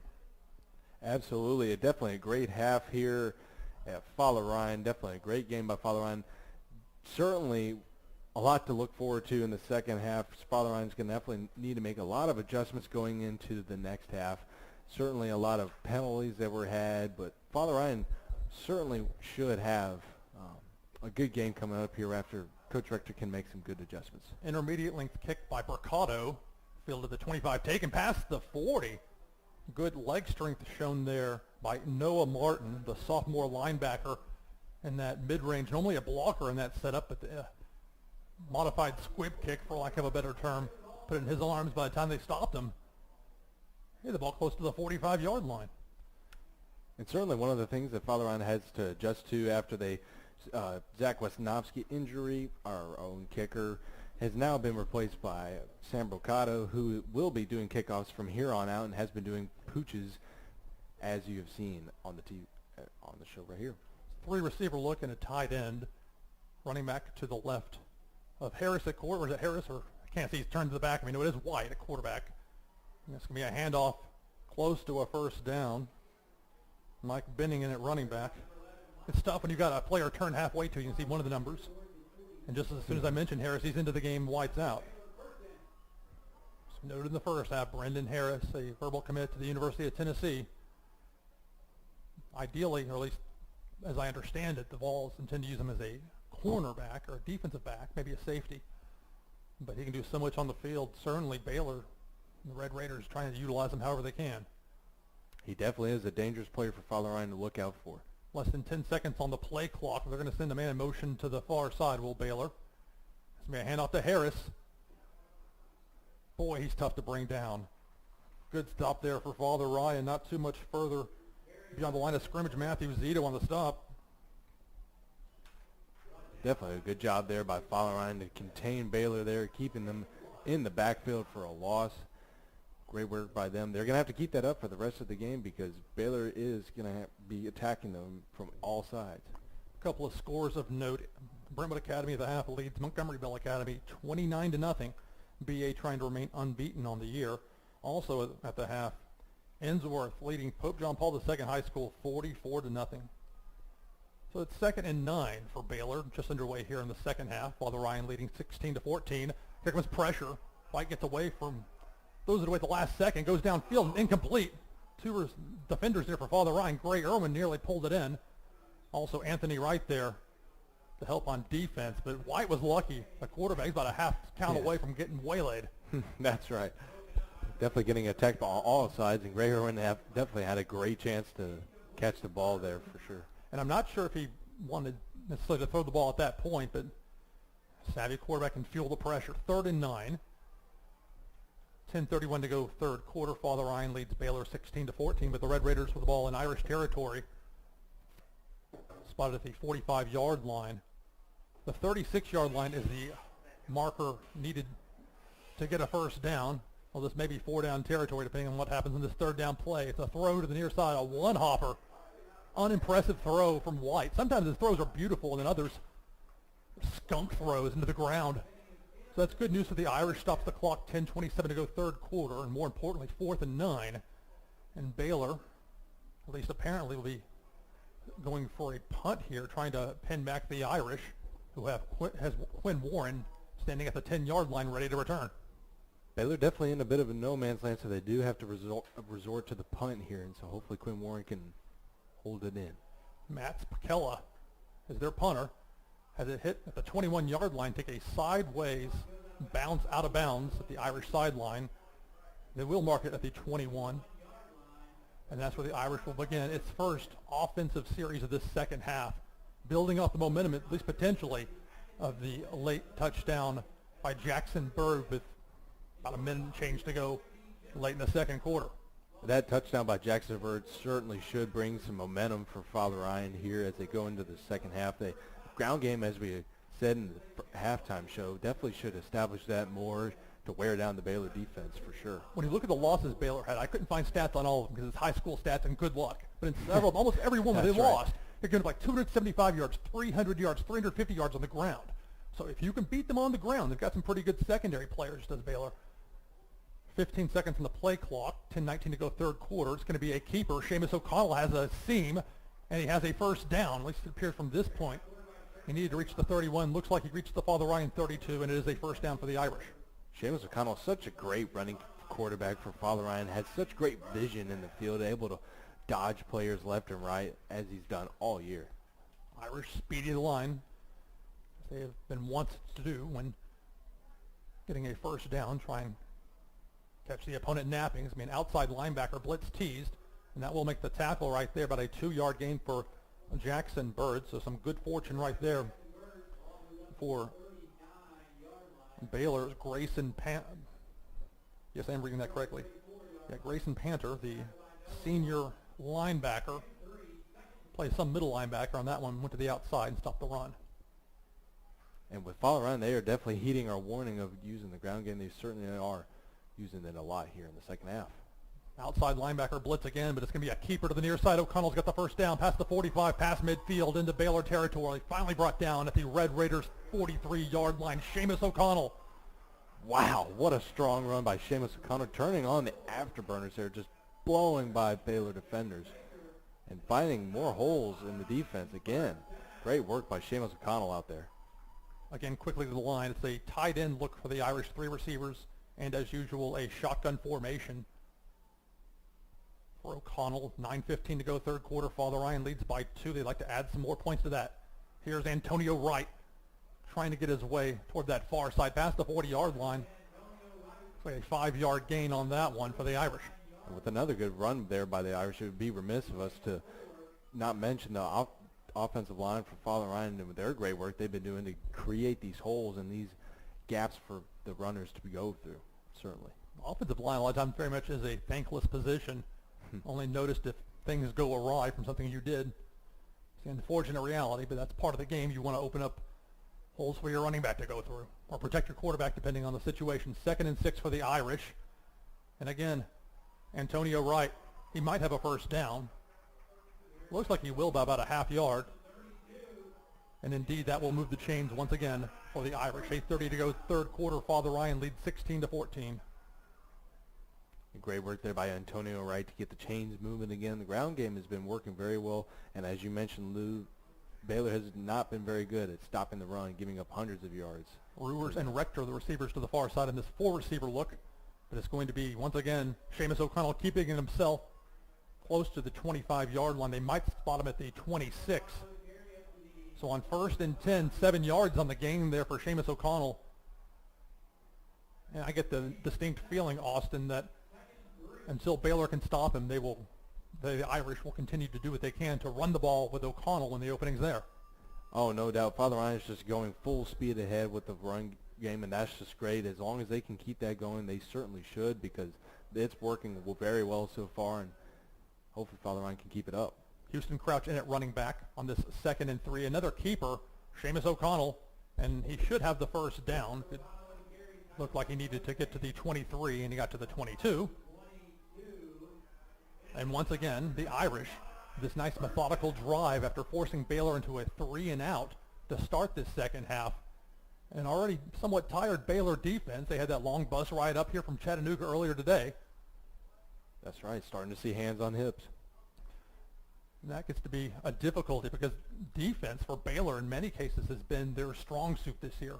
So on 1st and 10, it's going to be a handoff. Jackson Bird back into the game at running back, but he runs into a host of Red Raider defenders. At best, no gain on that one as we approach the 7-minute mark of the third quarter. Father Ryan leading 16-14.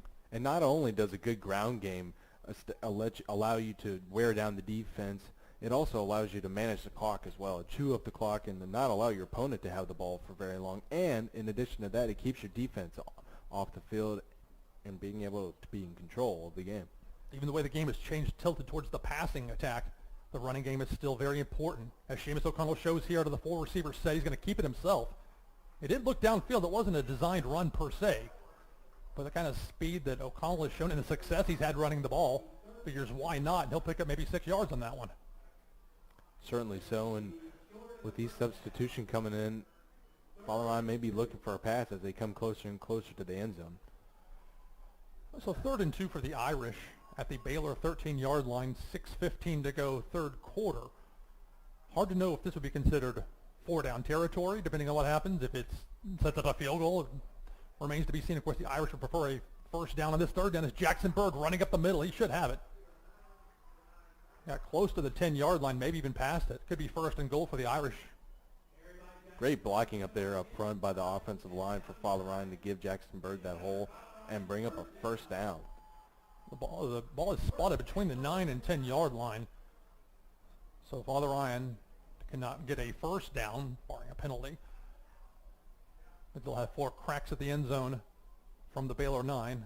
The Irish would love to add a touchdown to that 2-point lead. Here's the handoff, Jackson Bird up the middle. And that solid dose of Bird with Crouch and Antonio Wright spelling him has by and large been successful for Father Ryan in a game where they had multiple turnovers in the first half, but thus far have shown good discipline on this opening drive. Absolutely. That's just a testament to Coach Rector's ability to make good halftime adjustments and make sure that they can wear down the Baylor defense. And it's proving itself because Baylor has not had an answer for Father Ryan's offense. Big formation here as goal line set for Father Ryan into the end zone. Touchdown, Irish. Jackson Bird, his 2nd rushing touchdown of the game. And with an extra point, Father Ryan can once again take a 2-possession lead in this game. Another statement by Jackson Bird this year. What a great year he's had over the course of this season because he's just been on fire and having a great year for what he's been able to do, passing, running, and catching for everything he's been able to do. Just another statement. Extra point. This is important. It's up and good. So that makes it a 2-possession game. Father Ryan 23, Baylor 14. And I think it's worth discussing the way that it's tough to get to discuss things between plays anymore, the way both teams have been going so fast to the line. That's but right. I think it's worth noting here for Father Ryan, coming out, getting that 3 and out, and then driving down the field all the way into the end zone, getting a touchdown. So you're at home, you've got a 2-possession lead. And as you guys noted at halftime, Coach Rector looking for his first Division II AAA win. That's right. Sure love to get that tonight. I was going through at halftime trying to figure out what happens if there is a 3-way tie at the bottom with Baylor, Father Ryan, and JP2. JP2 down big time at the half, 44-0 at Ensworth. Of course, for Father Ryan, I'd love to get a win at McCauley next week as well. But, just if that were to happen, trying to figure out. Yes, and at this point, it is just speculation. But with the tie, it should be. It will bring up a very interesting situation coming up for TSSAA. Yeah, I've found the rules, the official TSSAA site, but I don't want to speculate because there may be other factors in play that I don't know about. Plus, it might not even matter. So the Irish up by 9, a squib kick from Mercado be fielded and brought to the 35, maybe down to the 36 or 37-yard line on that return for Baylor. So Father Ryan, again, these intermediate length kickoffs, you don't risk giving up the big home run return, and you give up a little bit of yardage that you might get after a touchback. But Mercado not the leg to even get remotely close to that. And so they do the smart thing, do the Irish, and go for the squib. And now with the defense coming back onto the field after just an absolute manhandling of the defense for the Father Ryan Irish, pummeling the Baylor defense. Father Ryan defense should have some confidence going in after what they've been able to do. Irish bring double outside linebacker blitz against a bunch formation. They hand off to Benning. Mike Benning finally brought down for maybe a 2 or 3 yard gain. So we'll say a gain of 3, 2nd and 7, less than 5 minutes to go, third quarter. Father Ryan leading Baylor 23-14. And for the Father Ryan defense here coming up, they definitely need to look out for the pass game because that's where Baylor will be able to hurt the Irish since they do have some good receivers out there. So Father Ryan's secondary will need to be on their toes throughout the game. Lorenzo White out of the shotgun. There's a spin move to hand it off. Didn't fool Father Ryan. See Bird in there along with some other defenders. Bird's the first one that popped up. Ben Smith as well, playing well from the outside linebacker position. I'll see Austin Crow in there as well. A little tougher to see him just from the way those players got up. But again, it's a team effort. 11 to the ball until you hear a whistle. So 3rd and 8 for Baylor as we approach the 4-minute mark of the third quarter. Father Ryan leads by 9. Baylor looking for a first down. They would need to get the ball to their own 48-yard line to achieve that. And with that previous play, the defense certainly seemed prepared for that pass play, and especially with that one right there, Jack Boutte with the swat. Great work by him. That's one way to stop those little quick out routes and quick throws. When you've got somebody like Boutte with the timing and the athleticism to get up, there's a reason that he's going to be serving our country of the Air Force and playing on the field for them.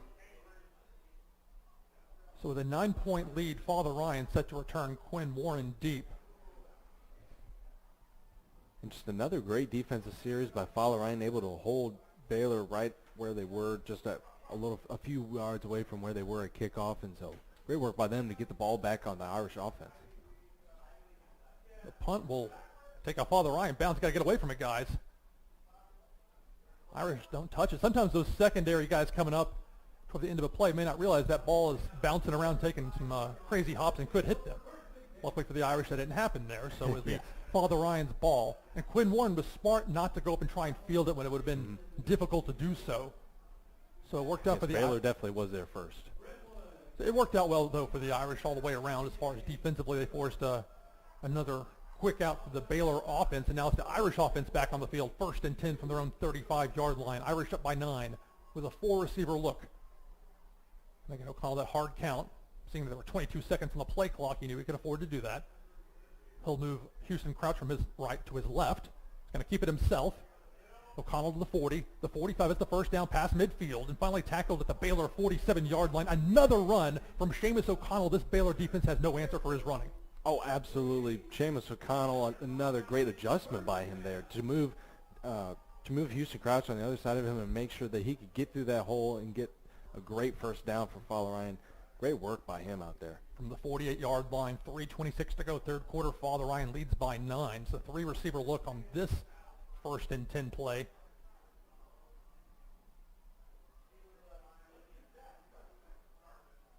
O'Connell's going to keep it himself on a design keeper, and finally it appears that Baylor was smartened up to it.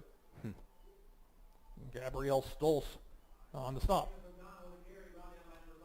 And with that gain there for Father Ryan, they definitely should be looking forward to utilizing the pass game as well, since they have established the ground game so well. So they should definitely look to the pass game, especially with this 4-receiver look. Father Ryan spreading the field out. That's one way to open up some holes for O'Connell or the running backs to run.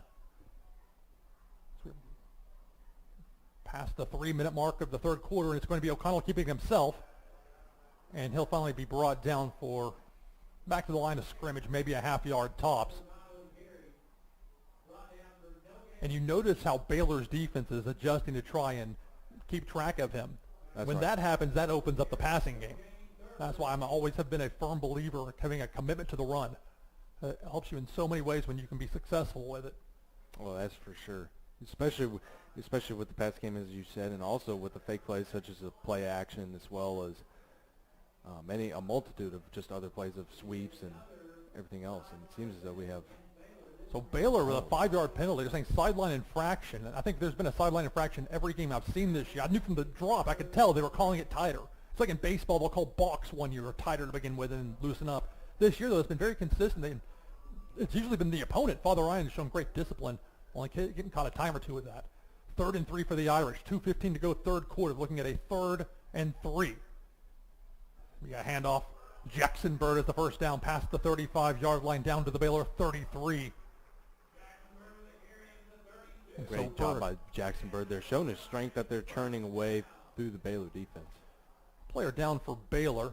I'm calling medical timeout. We'll take one as well. 2:07 to go here in the third quarter. Your score, Father Ryan 23, Baylor School 14. We'll be right back here on ATW Sportscast.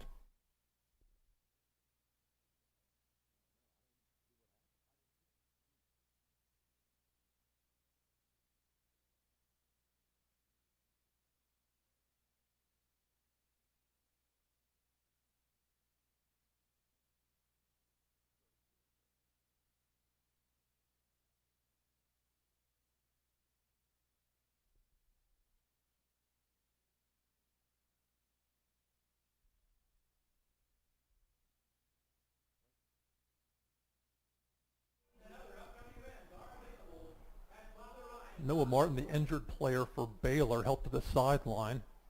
Looks like he'll be okay, but have to be out for at least one play. Father Ryan leading 23-14, 2:07 to go third quarter. Irish have the ball at the Red Raider 32-yard line for 1st and 10. And hopefully the players always hate to see a player injured on the field. So they'll wind the play clock, approaching the 2-minute mark of the third quarter. It's going to be a handoff. Irish lost a couple of yards on that one. Jackson Bird doesn't have many carries that are in as a tackle for loss, but on that one, Baylor almost selling out against the run. They try and adjust to what Father Ryan has done since halftime. They had success running the ball as well in the first half, a pair of rushing touchdowns, but nevertheless, for Father Ryan, they've got the 2-possession lead. They've got the ball. They've got a minute 35 to go here in this third quarter. So on 2nd and 11, I guess Bird lost one on that one. A quick pass, nice completion. Evan Ruers, and that's a first down for the Irish. Nice slant pattern. That's right. Great find by Jameis O'Connell to Evan Ruers there.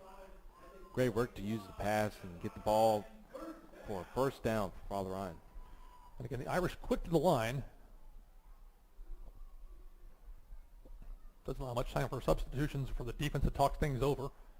This is going to be a handoff. Jackson Bird going toward the far side, past the 20, right down around the 18-yard line for about a 3 or 4 yard gain.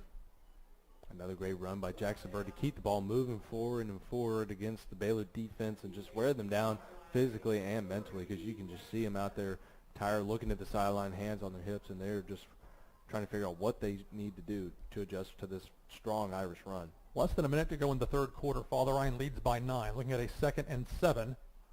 O'Connell keeping himself on that far side. Try to find a seam. It's spun around a couple of times, maybe a yard shy to set up 3rd and short. Jameis O'Connell moving around down on the field, being able to shake away some defenders. Great job by him to keep the ball moving and set up a short 3rd down.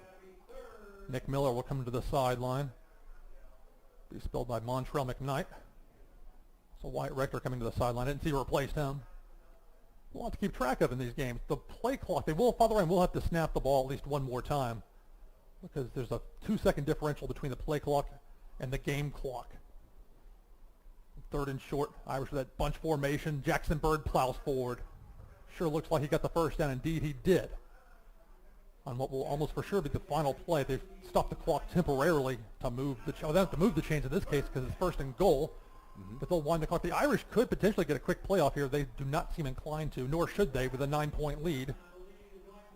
And they'll let the last few seconds of this third quarter tick away. So Father Ryan, when we come back, looking at 1st and goal with a 9-point lead. Your score after 3, Father Ryan 23, Baylor School 14. We'll be right back here on ATW Sportscast.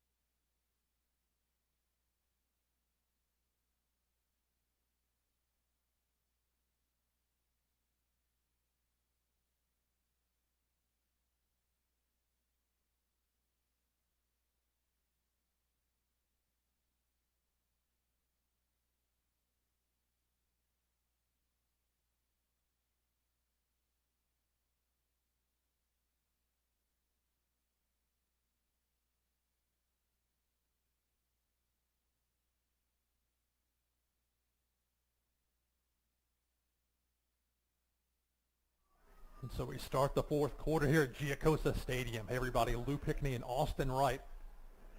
Privilege of giving you the call of this Father Ryan high school football game, playing host to Baylor School out of Chattanooga. Irish looking for their first Division II AAA win of the year, have a 9-point lead, and are looking at 1st and goal from the Baylor 9. Big formation, especially for being this far away from the end zone. They're going to hand it off. Jackson Bird plows forward. Does a spin move near the goal line into the end zone. Touchdown, Irish. Great move by Jackson Bird with the spin move to put it in the end zone. Great work by him. 2 back-to-back touchdowns by him in this game. For Father, it's great job by him to get the score Father Ryan up now 29-14. He ran that in from 9 yards out. Not, I mean, he was even further back than that, from the 9-yard line. And with a jumbo formation. Yeah, that's normally you get 1 or 2 yards. But that spin move, it's shades of the victory he'll never forget against Ravenwood. Extra point is up, and good. A victory I'm not sure anyone will ever forget. Anyone that was here that night, it was something special. The fake field goal that Bird ran in for a touchdown. He had, and I've watched, it's like watching, something where you have several different angles to look from, trying to figure out what happened here. And in the case where he got close to the 5-yard line, there were 2 Ravenwood defenders right there ready to pop him. Does a spin move. One guy dives. The other guy goes the wrong way.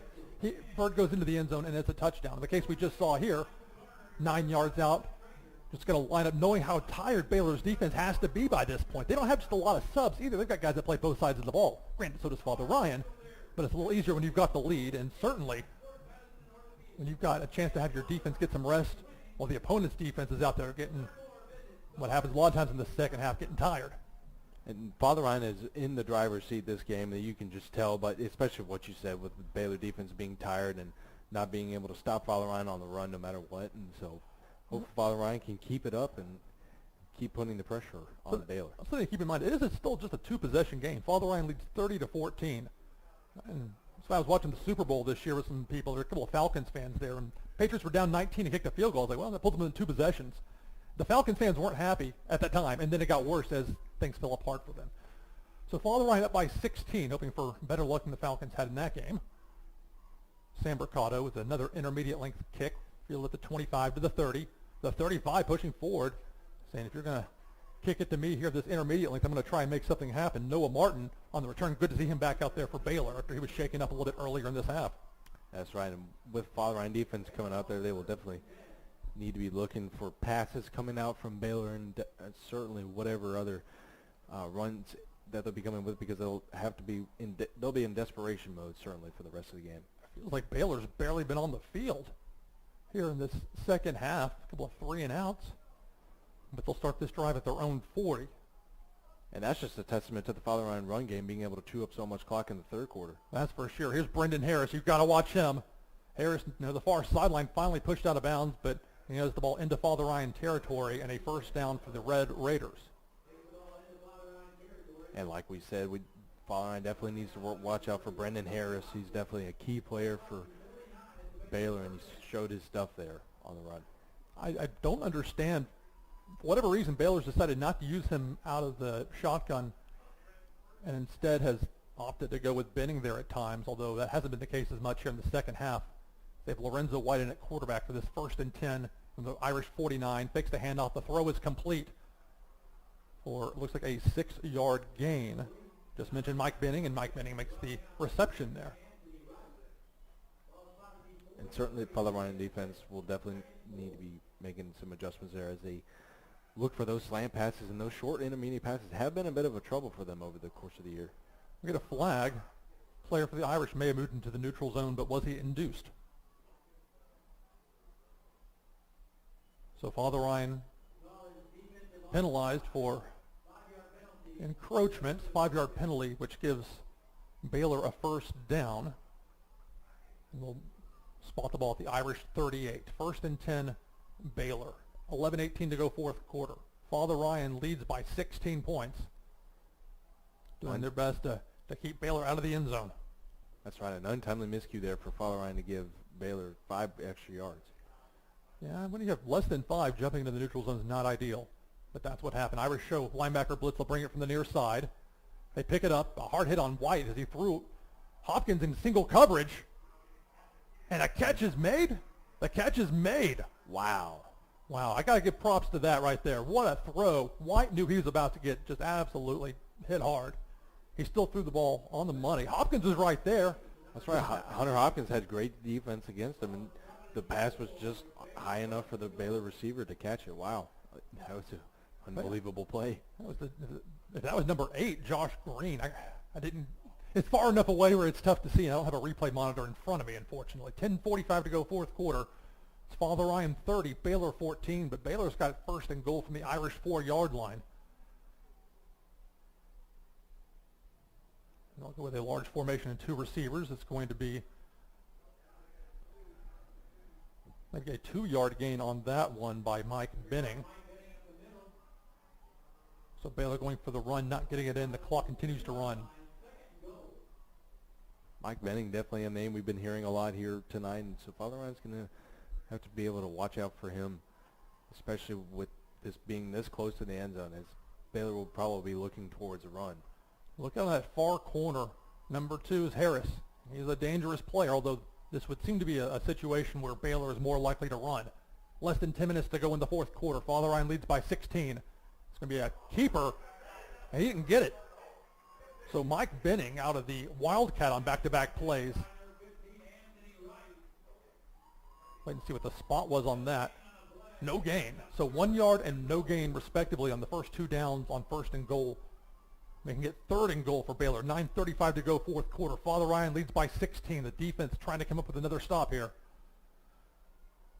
And hopefully the defense can get another stop. The defensive line has been doing well thus far in the game. They'll be put to the test now. Benning out of the Wildcat dives towards the goal line. Not there. About a yard shy. See the intent, trying to almost get his body airborne at least a little bit and try and get over the defenders. Not successful. The clock continues to run, approaching the 9-minute mark of the fourth quarter. Baylor's got the ball, 4th and goal at the Irish 1-yard line. Critical situation coming up here for the Irish defense. A big stop needed right here as it is 4th down. Again, a jumbo formation with 2 receivers. It's going to be a dive toward the end zone. It'll depend on the spot. The initial indication is that the Irish stopped him. And now they're saying touchdown. So a touchdown scored by Baylor at the 8:38 mark of the fourth quarter. And that pulls Baylor within 10.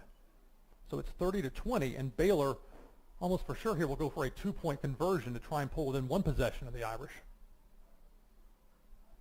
Thanks, Brett. And they are taking their time to decide on whether or not. Well, they've got to figure out what play they're going to run. There's no question. You don't kick it here. I mean, that's maybe somebody would. I can't. Maybe not too broad of a brush, but now you've got to go for at this point of the game. You're down by 10. You make it a 1-possession game. The way Father Ryan's running game has been, you might not get the ball back. Seriously, you might not. At least not more than once or twice. And try a pitch play to Brendan Harris. No going there. So the Irish defense on the 2-point conversion holds, and Father Ryan maintains a 2-possession lead, 30-20, 8:38 to go fourth quarter. Nice job by the Irish defense to hunt down the Baylor runner there and being able to stop him there from getting a 2-point conversion, keeping it a 10-point game. It's going to be interesting now for Father Ryan to see. You figure they're going to stick with the running game. I mean, that's worked for them. It's been working so well tonight. And when they teams certainly should. And when teams have beaten Baylor, it's been by the run, by and large. I mean, there are some teams that have some decent passing against them, but in the cases where teams have beaten them, they've been able to run successfully. You know, when they haven't had the run, as usually goes when you don't have the run, it has not been as good for Baylor's opponents. But for the Irish, a 10-point lead about to receive a kickoff, you got to look out for the possibility of an onside kick here. Maybe a little early for that, but down by 2 possessions. Baylor may think it's worth the risk. And now an interesting series coming up for Father Ryan. All they really need to do is just, like you said, keep up the ground game and make sure that they can chew up the clock. It's a deep kickoff. For all that talk about onside, it crosses the plane of the end zone, so by rule is taken out. 1st and 10 at the 20-yard line. William Riley would have liked to have returned it, it seemed, but whistles blow as per the rule. So the Irish will have the ball 1st and 10 at their own 20. 8 minutes, 38 seconds to go here in the fourth quarter. Father Ryan leads by 10. Trying to get its first Division II AAA victory of the season. Definitely would be a great win for Coach Rector. Certainly a exclamation point to a pretty good season that he's had here, especially with what has been transpiring, especially in this game right here. Not much room there on 1st and 10 for Houston Crouch, as Baylor brought 3 linebackers, which I almost would call a run blitz, if you will, just clogging up the holes. And the players slow to get up for Baylor, so we'll take a quick timeout. 8 minutes, 17 seconds to go here in the fourth quarter. Your score, Father Ryan 30, Baylor 20. We'll be right back on ATW Sportscast.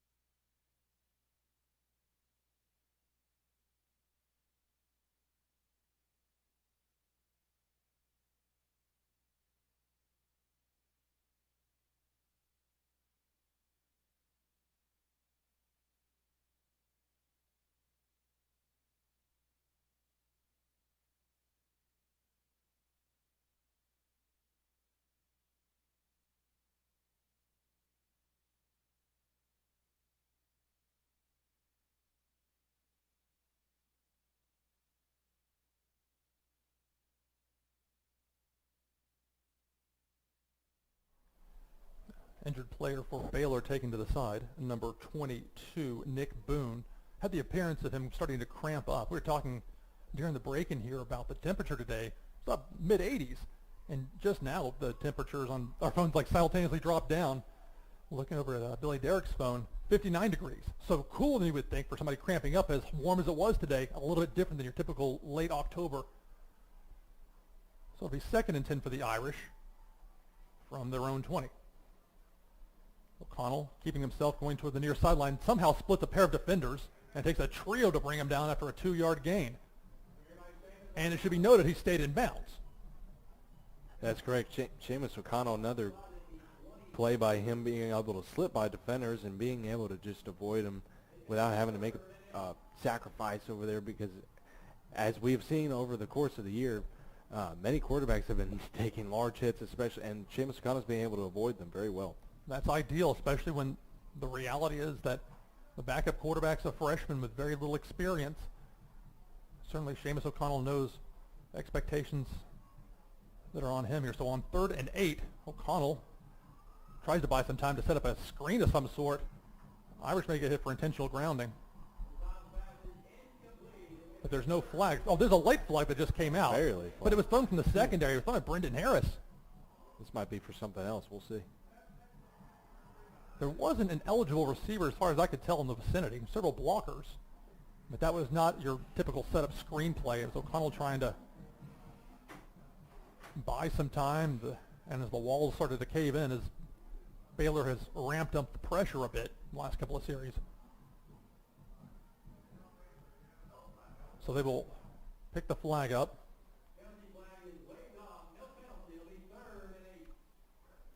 And has been ruled no penalty.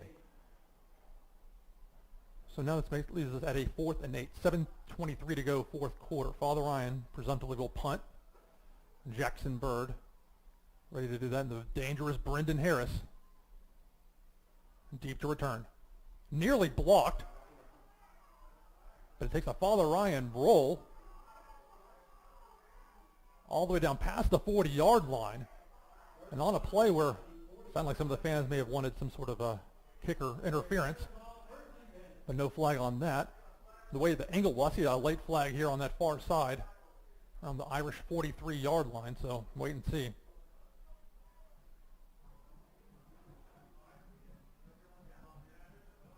And although there, and although There was intense pressure by the Baylor defense. Seamus O'Connell did a fantastic job being able to punt the ball as far as he was able to after being pressured like we saw. So the penalty on Baylor on the unsportsmanlike conduct against Baylor. Now that's interesting on a play where the punt ended up going out of bounds or bounced around, didn't actually get returned. That is a personal foul that's called. So perhaps frustration setting in for Baylor. Self-inflicted wound, down by 10, 7 minutes, 11 seconds to go, fourth quarter. Irish trying to hold on to a 10-point lead. Baylor trying to make a furious rally. 1 point down by 16. And the Irish defense definitely hasn't been allowing that. They've been doing a great job of getting penetration for the D line and being able to contain Baylor. Now the linebackers up near the line of scrimmage, at least the outside linebackers, going to get a handoff. And expecting the run, Father Ryan getting the stop after, what, maybe a 2-yard gain? And with that, Father Ryan did a great job of containing Baylor again and being able to keep the clock moving as well and making it 2nd down and 8. 2 receivers for Baylor. Harris, the running back, they tease the handoff to him, throw to the far side, in and out of the hands of the intended receiver, number 23, D. Appleberry. Appleberry had a very strong first half for Baylor, but been relatively quiet here in this second half. So 6:39 to go, fourth quarter, 3rd and 8 for Baylor. Father Ryan up by 10. And now the Father Ryan defense definitely going to need to be expecting a pass, as we've seen here. Beautiful throw and catch for the first down. Irish dropped 8 back into coverage. It was a relatively quick throw, but on the money on the sideline. Clay Thames on the reception. So the ball spotted at the Baylor 36-yard line. 6:34 to go, fourth quarter. Irish trying to hold on. Got a 10-point lead.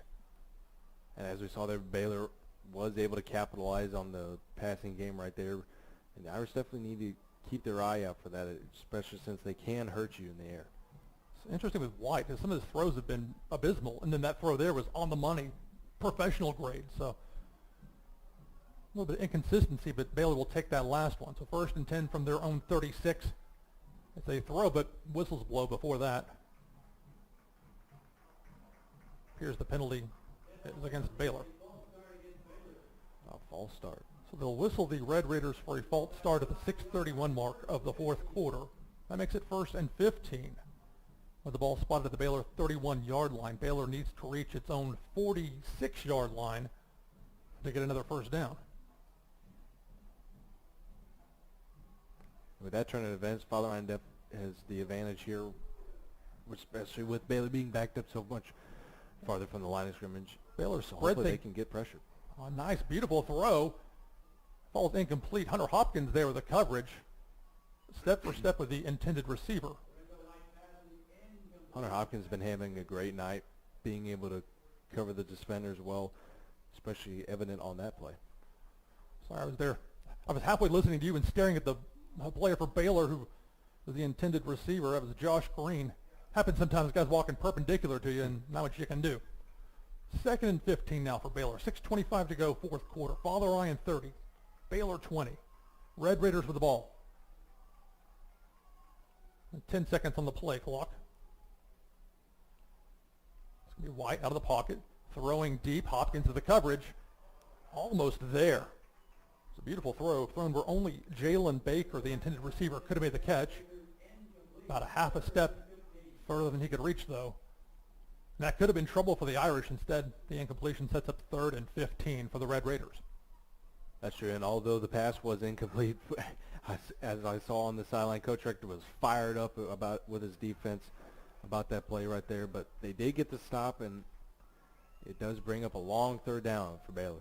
3rd and 15 for Baylor. They trail by 10. 6 minutes, 20 seconds to go in the fourth quarter here on the campus of Father Ryan High School. They'll send Harris out as a receiver, making it 4 receivers on this 3rd and 15. White under pressure, sacked. And guess who? Jack Boutte, the ball is, they're going to say the ball is down.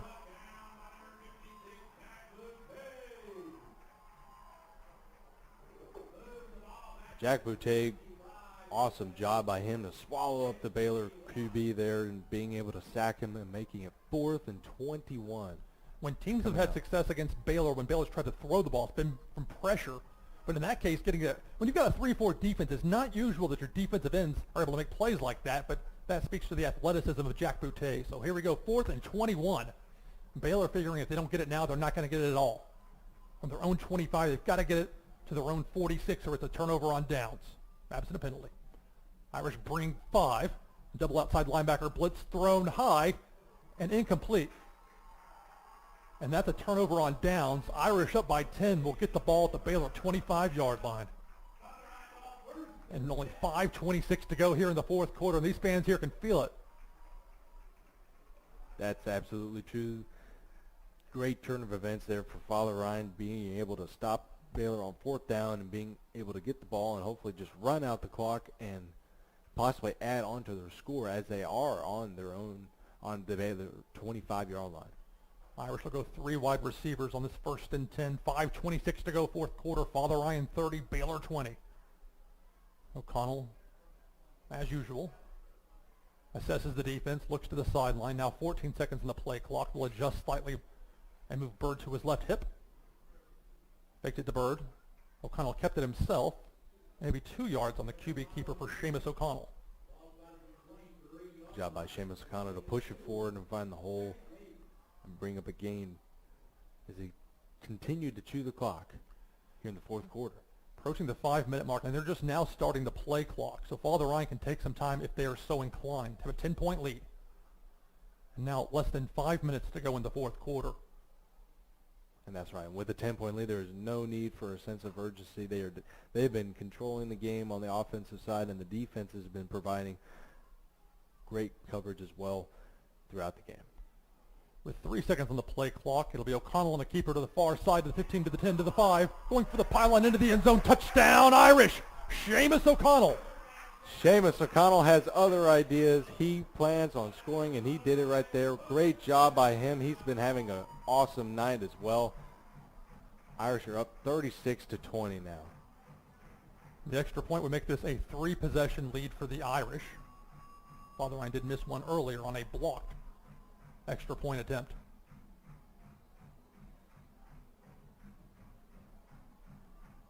O'Connell holds. Mercado's kick is up, and it's good.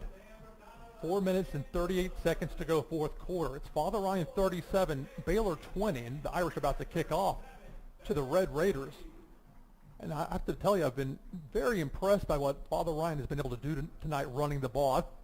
I watched the entire Baylor BA game. That was tight into the fourth quarter. Now, granted, Father Ryan played them tight as well, late into the third.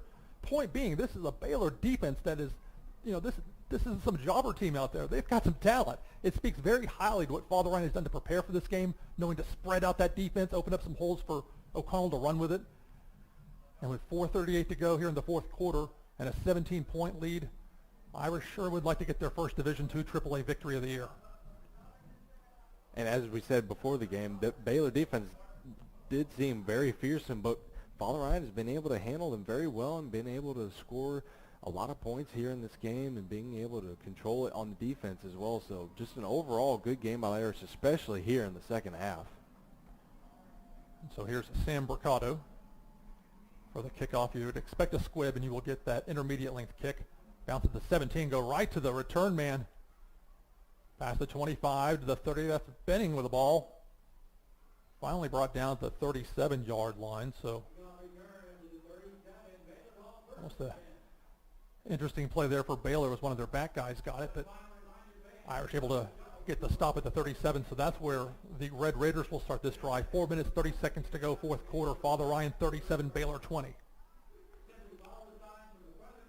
Father Ryan has been doing such a great job this game, and then all they need to do is just commit to their fundamentals and make sure that they do not make any silly mistakes and keep their heads in the game and make sure that they can cover up Baylor. Ideally, keep them in bounds and don't give up anything deep. 1st and 10 from their own 37. It's a throw complete. Breaks a tackle past the 40 to the 30. Going towards the corner to the 20. To the 10. And into the end zone. Touchdown Baylor.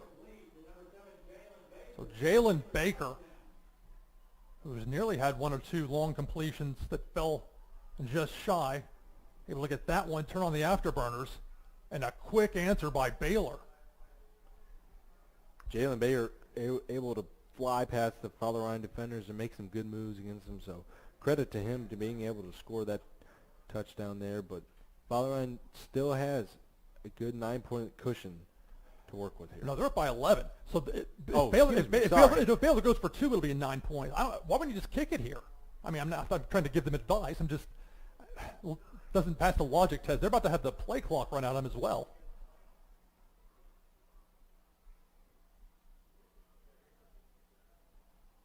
So a delay of game on Baylor. But I tell you, that's actually a smart play. Let me tell you why. Because if you use a timeout there, you've just burned a timeout. That's right. To help yourself on an extra point that really makes no difference because of it being an 11-point differential.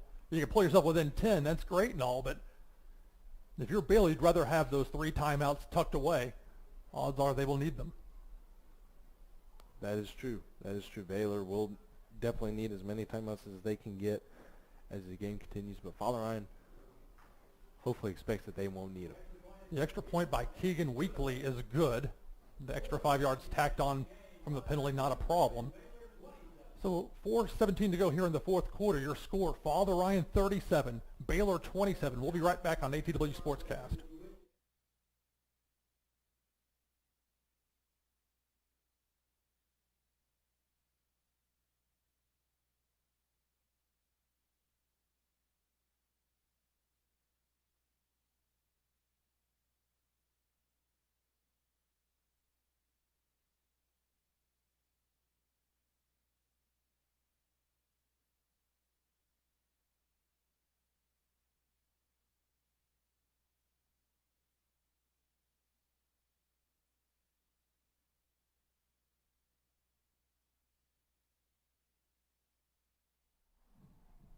.417 to go here in the fourth quarter. Father Ryan leading Baylor 37-27.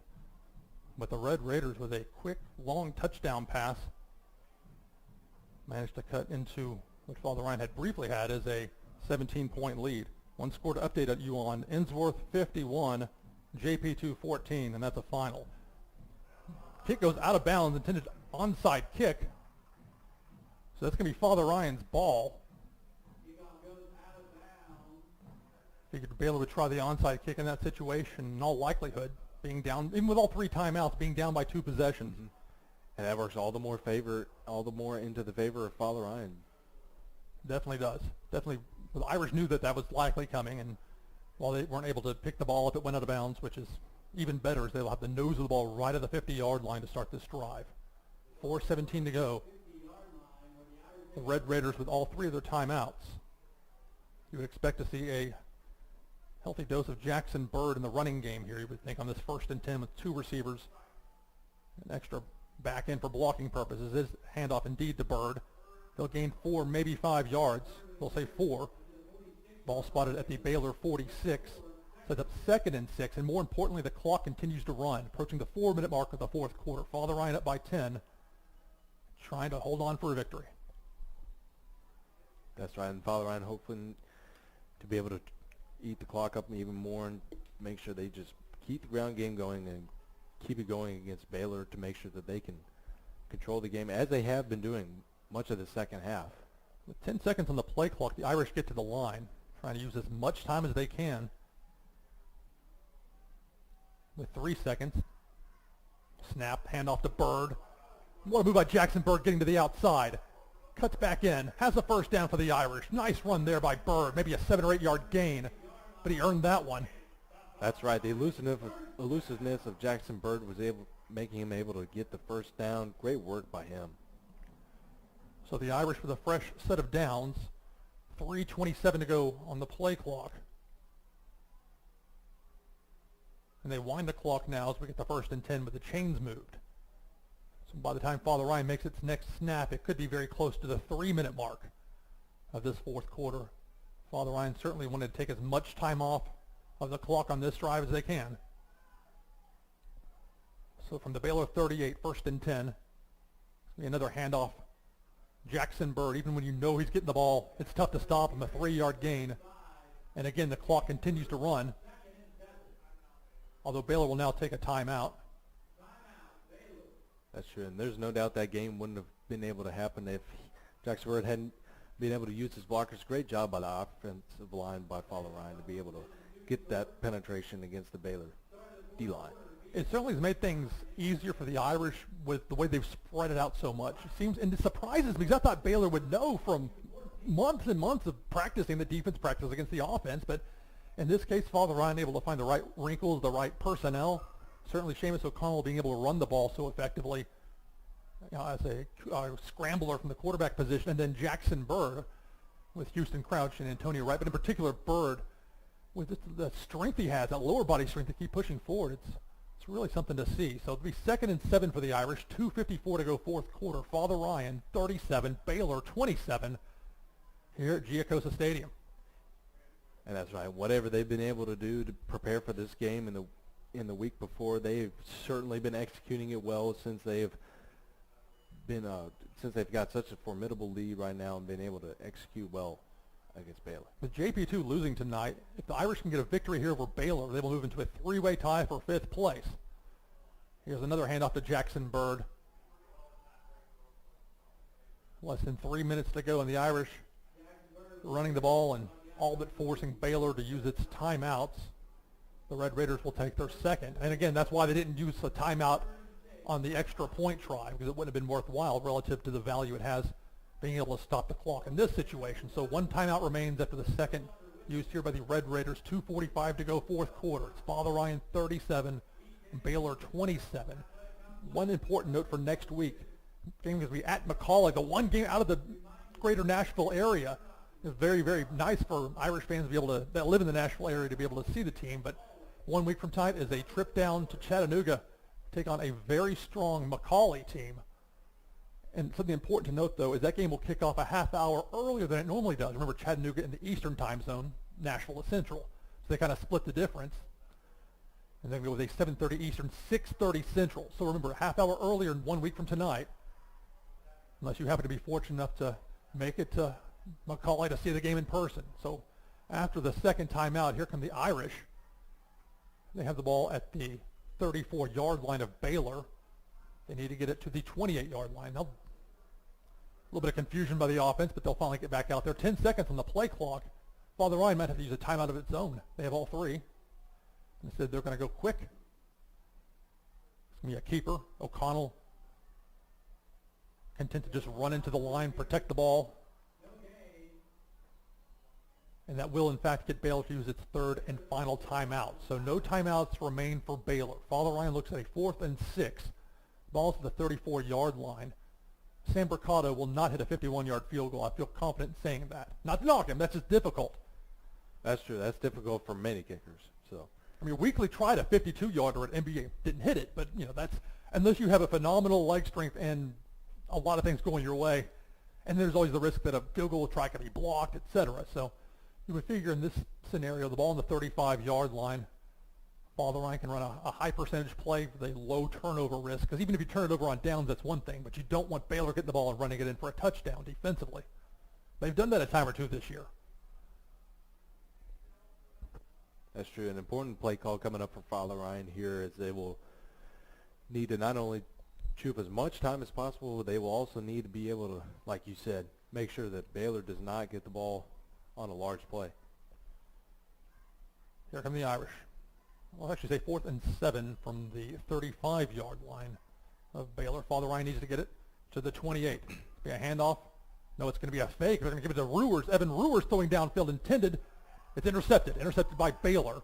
Been better off for him to just drop the ball or knock it to the ground, because he's going to give Baylor a worse starting field position. Pass intended for Gray Irwin. I like the idea there. You figured that Baylor was solid against the run. You throw it knowing that if you get that, then it's all but over. For the record, the interception, Jalen Baker, who has been playing well, but in that case, unless he had a clear path that he thought could get him to the end zone. But it's so tough, though. Those rare opportunities to have an interception come into your hands, and it's just so counterintuitive to knock it down, even though that would have been better for Baylor. So an arm punt, if nothing else there, on the trick play throw by Ruers that was picked off. 1st and 10 for Baylor. 2:29 to go fourth quarter. They're down by 10. Out of the pocket. Throw to the far side is complete. Trouble tackling for Father Ryan. It's Harris. He's a slippery one. So Brendan Harris gets a first down on 1st and 10. The clock stops temporarily while they move the chains. 2:26 to go, fourth quarter. Father Ryan 37, Baylor 27. And after that Baylor play, we shouldn't be expecting Baylor to be passing it or running it too much in the middle, and hopefully, and for them they will probably not, but Father Ryan needs to keep them there so that the clock can keep running. Should be enough for a first down on forward progress. Play there for Baylor. Quick throw, Jackson Bird. And you're right, Lou. On the stop. It is a first down. It was Thomas Lattimore, I believe, in there for Baylor. Another four receiver look as they wind the clock. 2:11 and counting, fourth quarter. The Irish lead by 10. They're going to bring some pressure. It's the throwaway. A lateral. What a reckless play. Somehow goes into the arms of Brendan Harris. Fortunate for Baylor that Harris was able to bring that one in. That's the kind of play that... A very risky play there by Baylor. You try that in a video game backwards. and pull it off, and I'll get mad at you. But to their credit, they pulled it off. So it's 1st and 10 Baylor, moving the ball quickly. So the Irish will use a timeout now at the 2:03 mark of the fourth quarter. Your score, Father Ryan 37, Baylor 27. We'll be right back here on ATW Sportscast.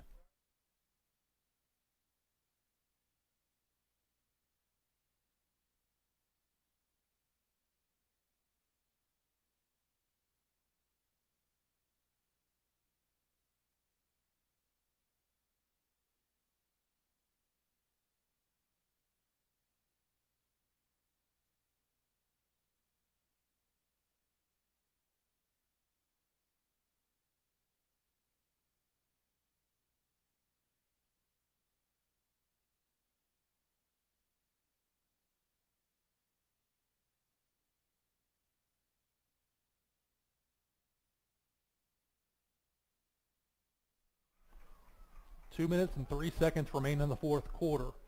Here at Giacosa Stadium, Father Ryan leads Baylor by 10 points, 37-27. But the Red Raiders are starting rather deep in their own territory, but moving the ball quickly against Father Ryan, which is playing a relatively soft, don't beat us deep defense.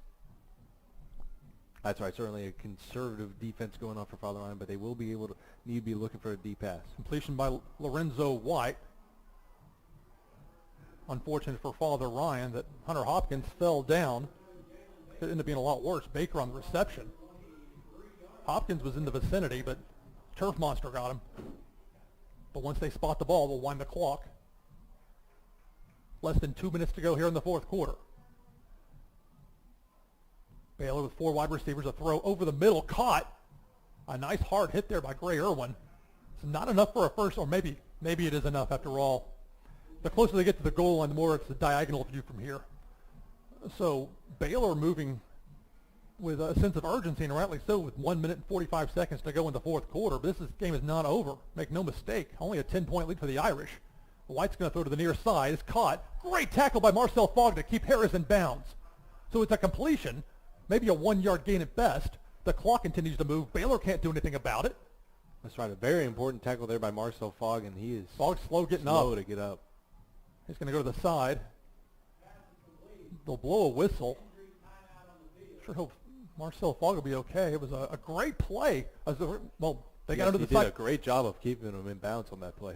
Certainly sympathetic to him. They got under the sideline, though, and Baylor's ready to get back to the line. The clock is ticking. 1:20 to go, fourth quarter. They end up not having a medical timeout. White throws to the near side, complete. Hunter Hopkins escorts Harris out of bounds. Almost the same play there. Figure with Fogg out, they try and test Hopkins. That's right. Those short passes have been pretty effective for Baylor, so Father Ryan will definitely need to be making some adjustments to keep them, especially away from the sideline, as we've seen, and especially away from the end zone. Third and really it's a long 5 for Baylor. They can get a first down without getting a touchdown, but they'd have to get it within, looks like the 2-yard line. Again, this angle is tricky for me to speculate. Be a 4-receiver look for the Red Raiders. 1:14 to go, fourth quarter. Father Ryan 37, Baylor 27. But the Red Raiders are knocking on the door of the Irish. With one on the play clock, White gets it. Ball is thrown, tipped away. A flag comes in. You would figure that's going to be a pass interference untimely call. flag comes in, so we will have to see what this ruling will be. half the distance to the goal line. Something I've learned, though, on the high school, it's not an automatic first down. However, it's half the distance to the goal line. I don't know. I've not gone through referee school. Which is probably for the best, because I would not be a good ref. A minute 9 to go. Fourth quarter, really wouldn't. Fourth quarter, Father Ryan 37, Baylor 27. So it is pass interference with the call on the penalty against Father Ryan. See, it is half the distance to the goal. It's still third down, though. It's not an automatic first down. That's in the past. I've been confused. Like, why did what? No, they had it right. It's a little different on the high school level with that. So the ball, they need maybe a yard. If they're at the 3, they can get to the 2 and get a first. It's that close, but they're going to spread it out, Will Baylor. 4 wide receivers on this third and short. A minute 9 remains in the game. White will throw it to the far side, Harris.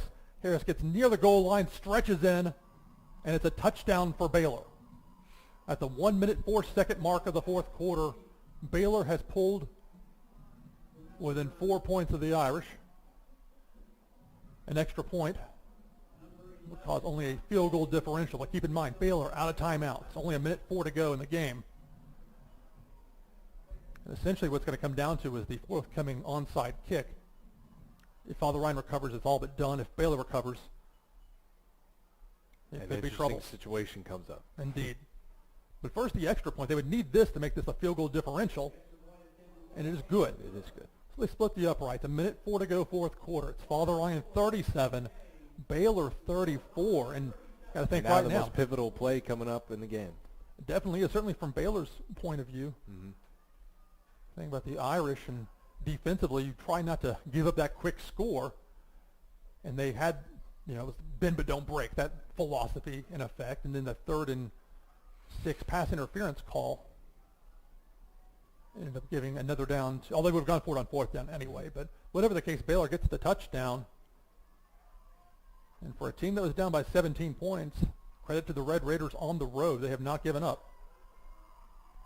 That's right. And what you said with the bend, don't break mentality. I mean, Father Ryan did their best, and they did their best to make sure to stymie the Red Raider offense as much as they could, but they do face an all-important onside kick now. So Weekly with the onside kick try. Father Ryan gets it.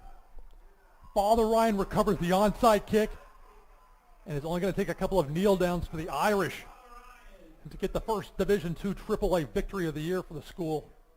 The first for Coach Rector. And it gives the Irish an outside chance at ending up as the number 5 seed in the forthcoming playoffs. Very important win here for Father Ryan coming up, especially with kneel downs coming. Certainly a big win for Coach Rector. Great job by him and the team to be able to come up with the first division win of the year. Father Ryan takes a timeout. They had 2 remaining. Want to make sure everybody's on the same page when it comes to this. I mean, the miracle of the Meadowlands was a little bit before my time, but I've seen enough video of it. I know things can sometimes go wrong. So for the Irish, again, 1 week from tonight at McCauley, and that's going to be a half hour earlier than the typical start time, 6:30 Central. Remember, 6:30 Central next week. Seeing Father Ryan at McCauley. Now, if the Irish go to McCauley and win, would be very impressive. And McCauley's got a great team. We'll talk more about that as when it becomes necessary. They most definitely do have a good team. So, total respect for them. But if the Irish are able to go down there off the momentum from this and get the victory, it could cause some other things to shift around a bit. But so that's why I've been cautious on saying that this is the last game of the season here at Giacosa Stadium, because there is that outside chance that the Irish could end up hosting, although that is... That's right. There are a multitude of factors that could go into that, for sure. They're in no matter what, so that's the important thing at this point. That's correct. So the Irish will line up, and you'll have a rarity, O'Connell going under center, take a knee. A rarity in most of high school football. It's changed. The game has changed so much, and just, I mean, the rule changes that were made to not have wide receivers getting destroyed going over the middle. And it certainly has tilted it towards shotgun-type formations and strong passing attacks. But Father Ryan with a healthy dose of the run tonight. That was what really got it done for the Irish. And the defense that That's played. correct, and that was just great to see for Father Ryan, especially in the third quarter. They just manhandled Baylor when they were using the ground game so effectively. Think about this Baylor team. Father Ryan might face them again. I'm flabbergasted they didn't work Harris more into the offense because he can still go. We saw that. He got the last touchdown for him. That's true. And so, the kneel down by Seamus O'Connell is complete, and they're going to tick down the last 10 seconds. And so Father Ryan will have its first Division II AAA football win ever, really, because it's the first year for Division II AAA. Irish get the victory 37-34 over Baylor. First time in a while beating Baylor, so nice for the Irish to do that 1 week from tonight. Again, 6:30 Central start time, 7:30 Eastern. We'll be down at McCauley for the regular season finale for the Irish football team. Anything else, Austin? Nothing much. Just Behind the Crest will be having more coverage as well. We will be bringing you live updates as well from the game next week. Don't forget to tune in, especially another big week here in Irish athletics, so be tuned. And we can't wait. And as well, this Sunday we also have open house here at Father Ryan, so certainly another big day coming up for Father Ryan. So it's been a great day here for the Irish and a big win as they get their first division win. So that'll do it from here. Father Ryan, a 37-34 winner over Baylor. Looking at the handshakes between the two sides, the Irish ready to celebrate, not too excited, but holding on for a victory. That will move them to 4-5. That's another thing. If they can win next week at McCauley, they would end the regular season at 500 going into the playoffs. So for Austin Wright, Billy, Derrick, everybody was behind the Crest. Follow them on Twitter, by the way, behind FRHS Crest. Do it. Follow them on Twitter. I promise you, it'll be worth your while. And also for the ATW crew here, Father Ryan High School, friends, family, and alumni. One last time here from Giacosa Stadium. Your final score, Father Ryan 37, Baylor 34. We'll see you 1 week from tonight in Chattanooga.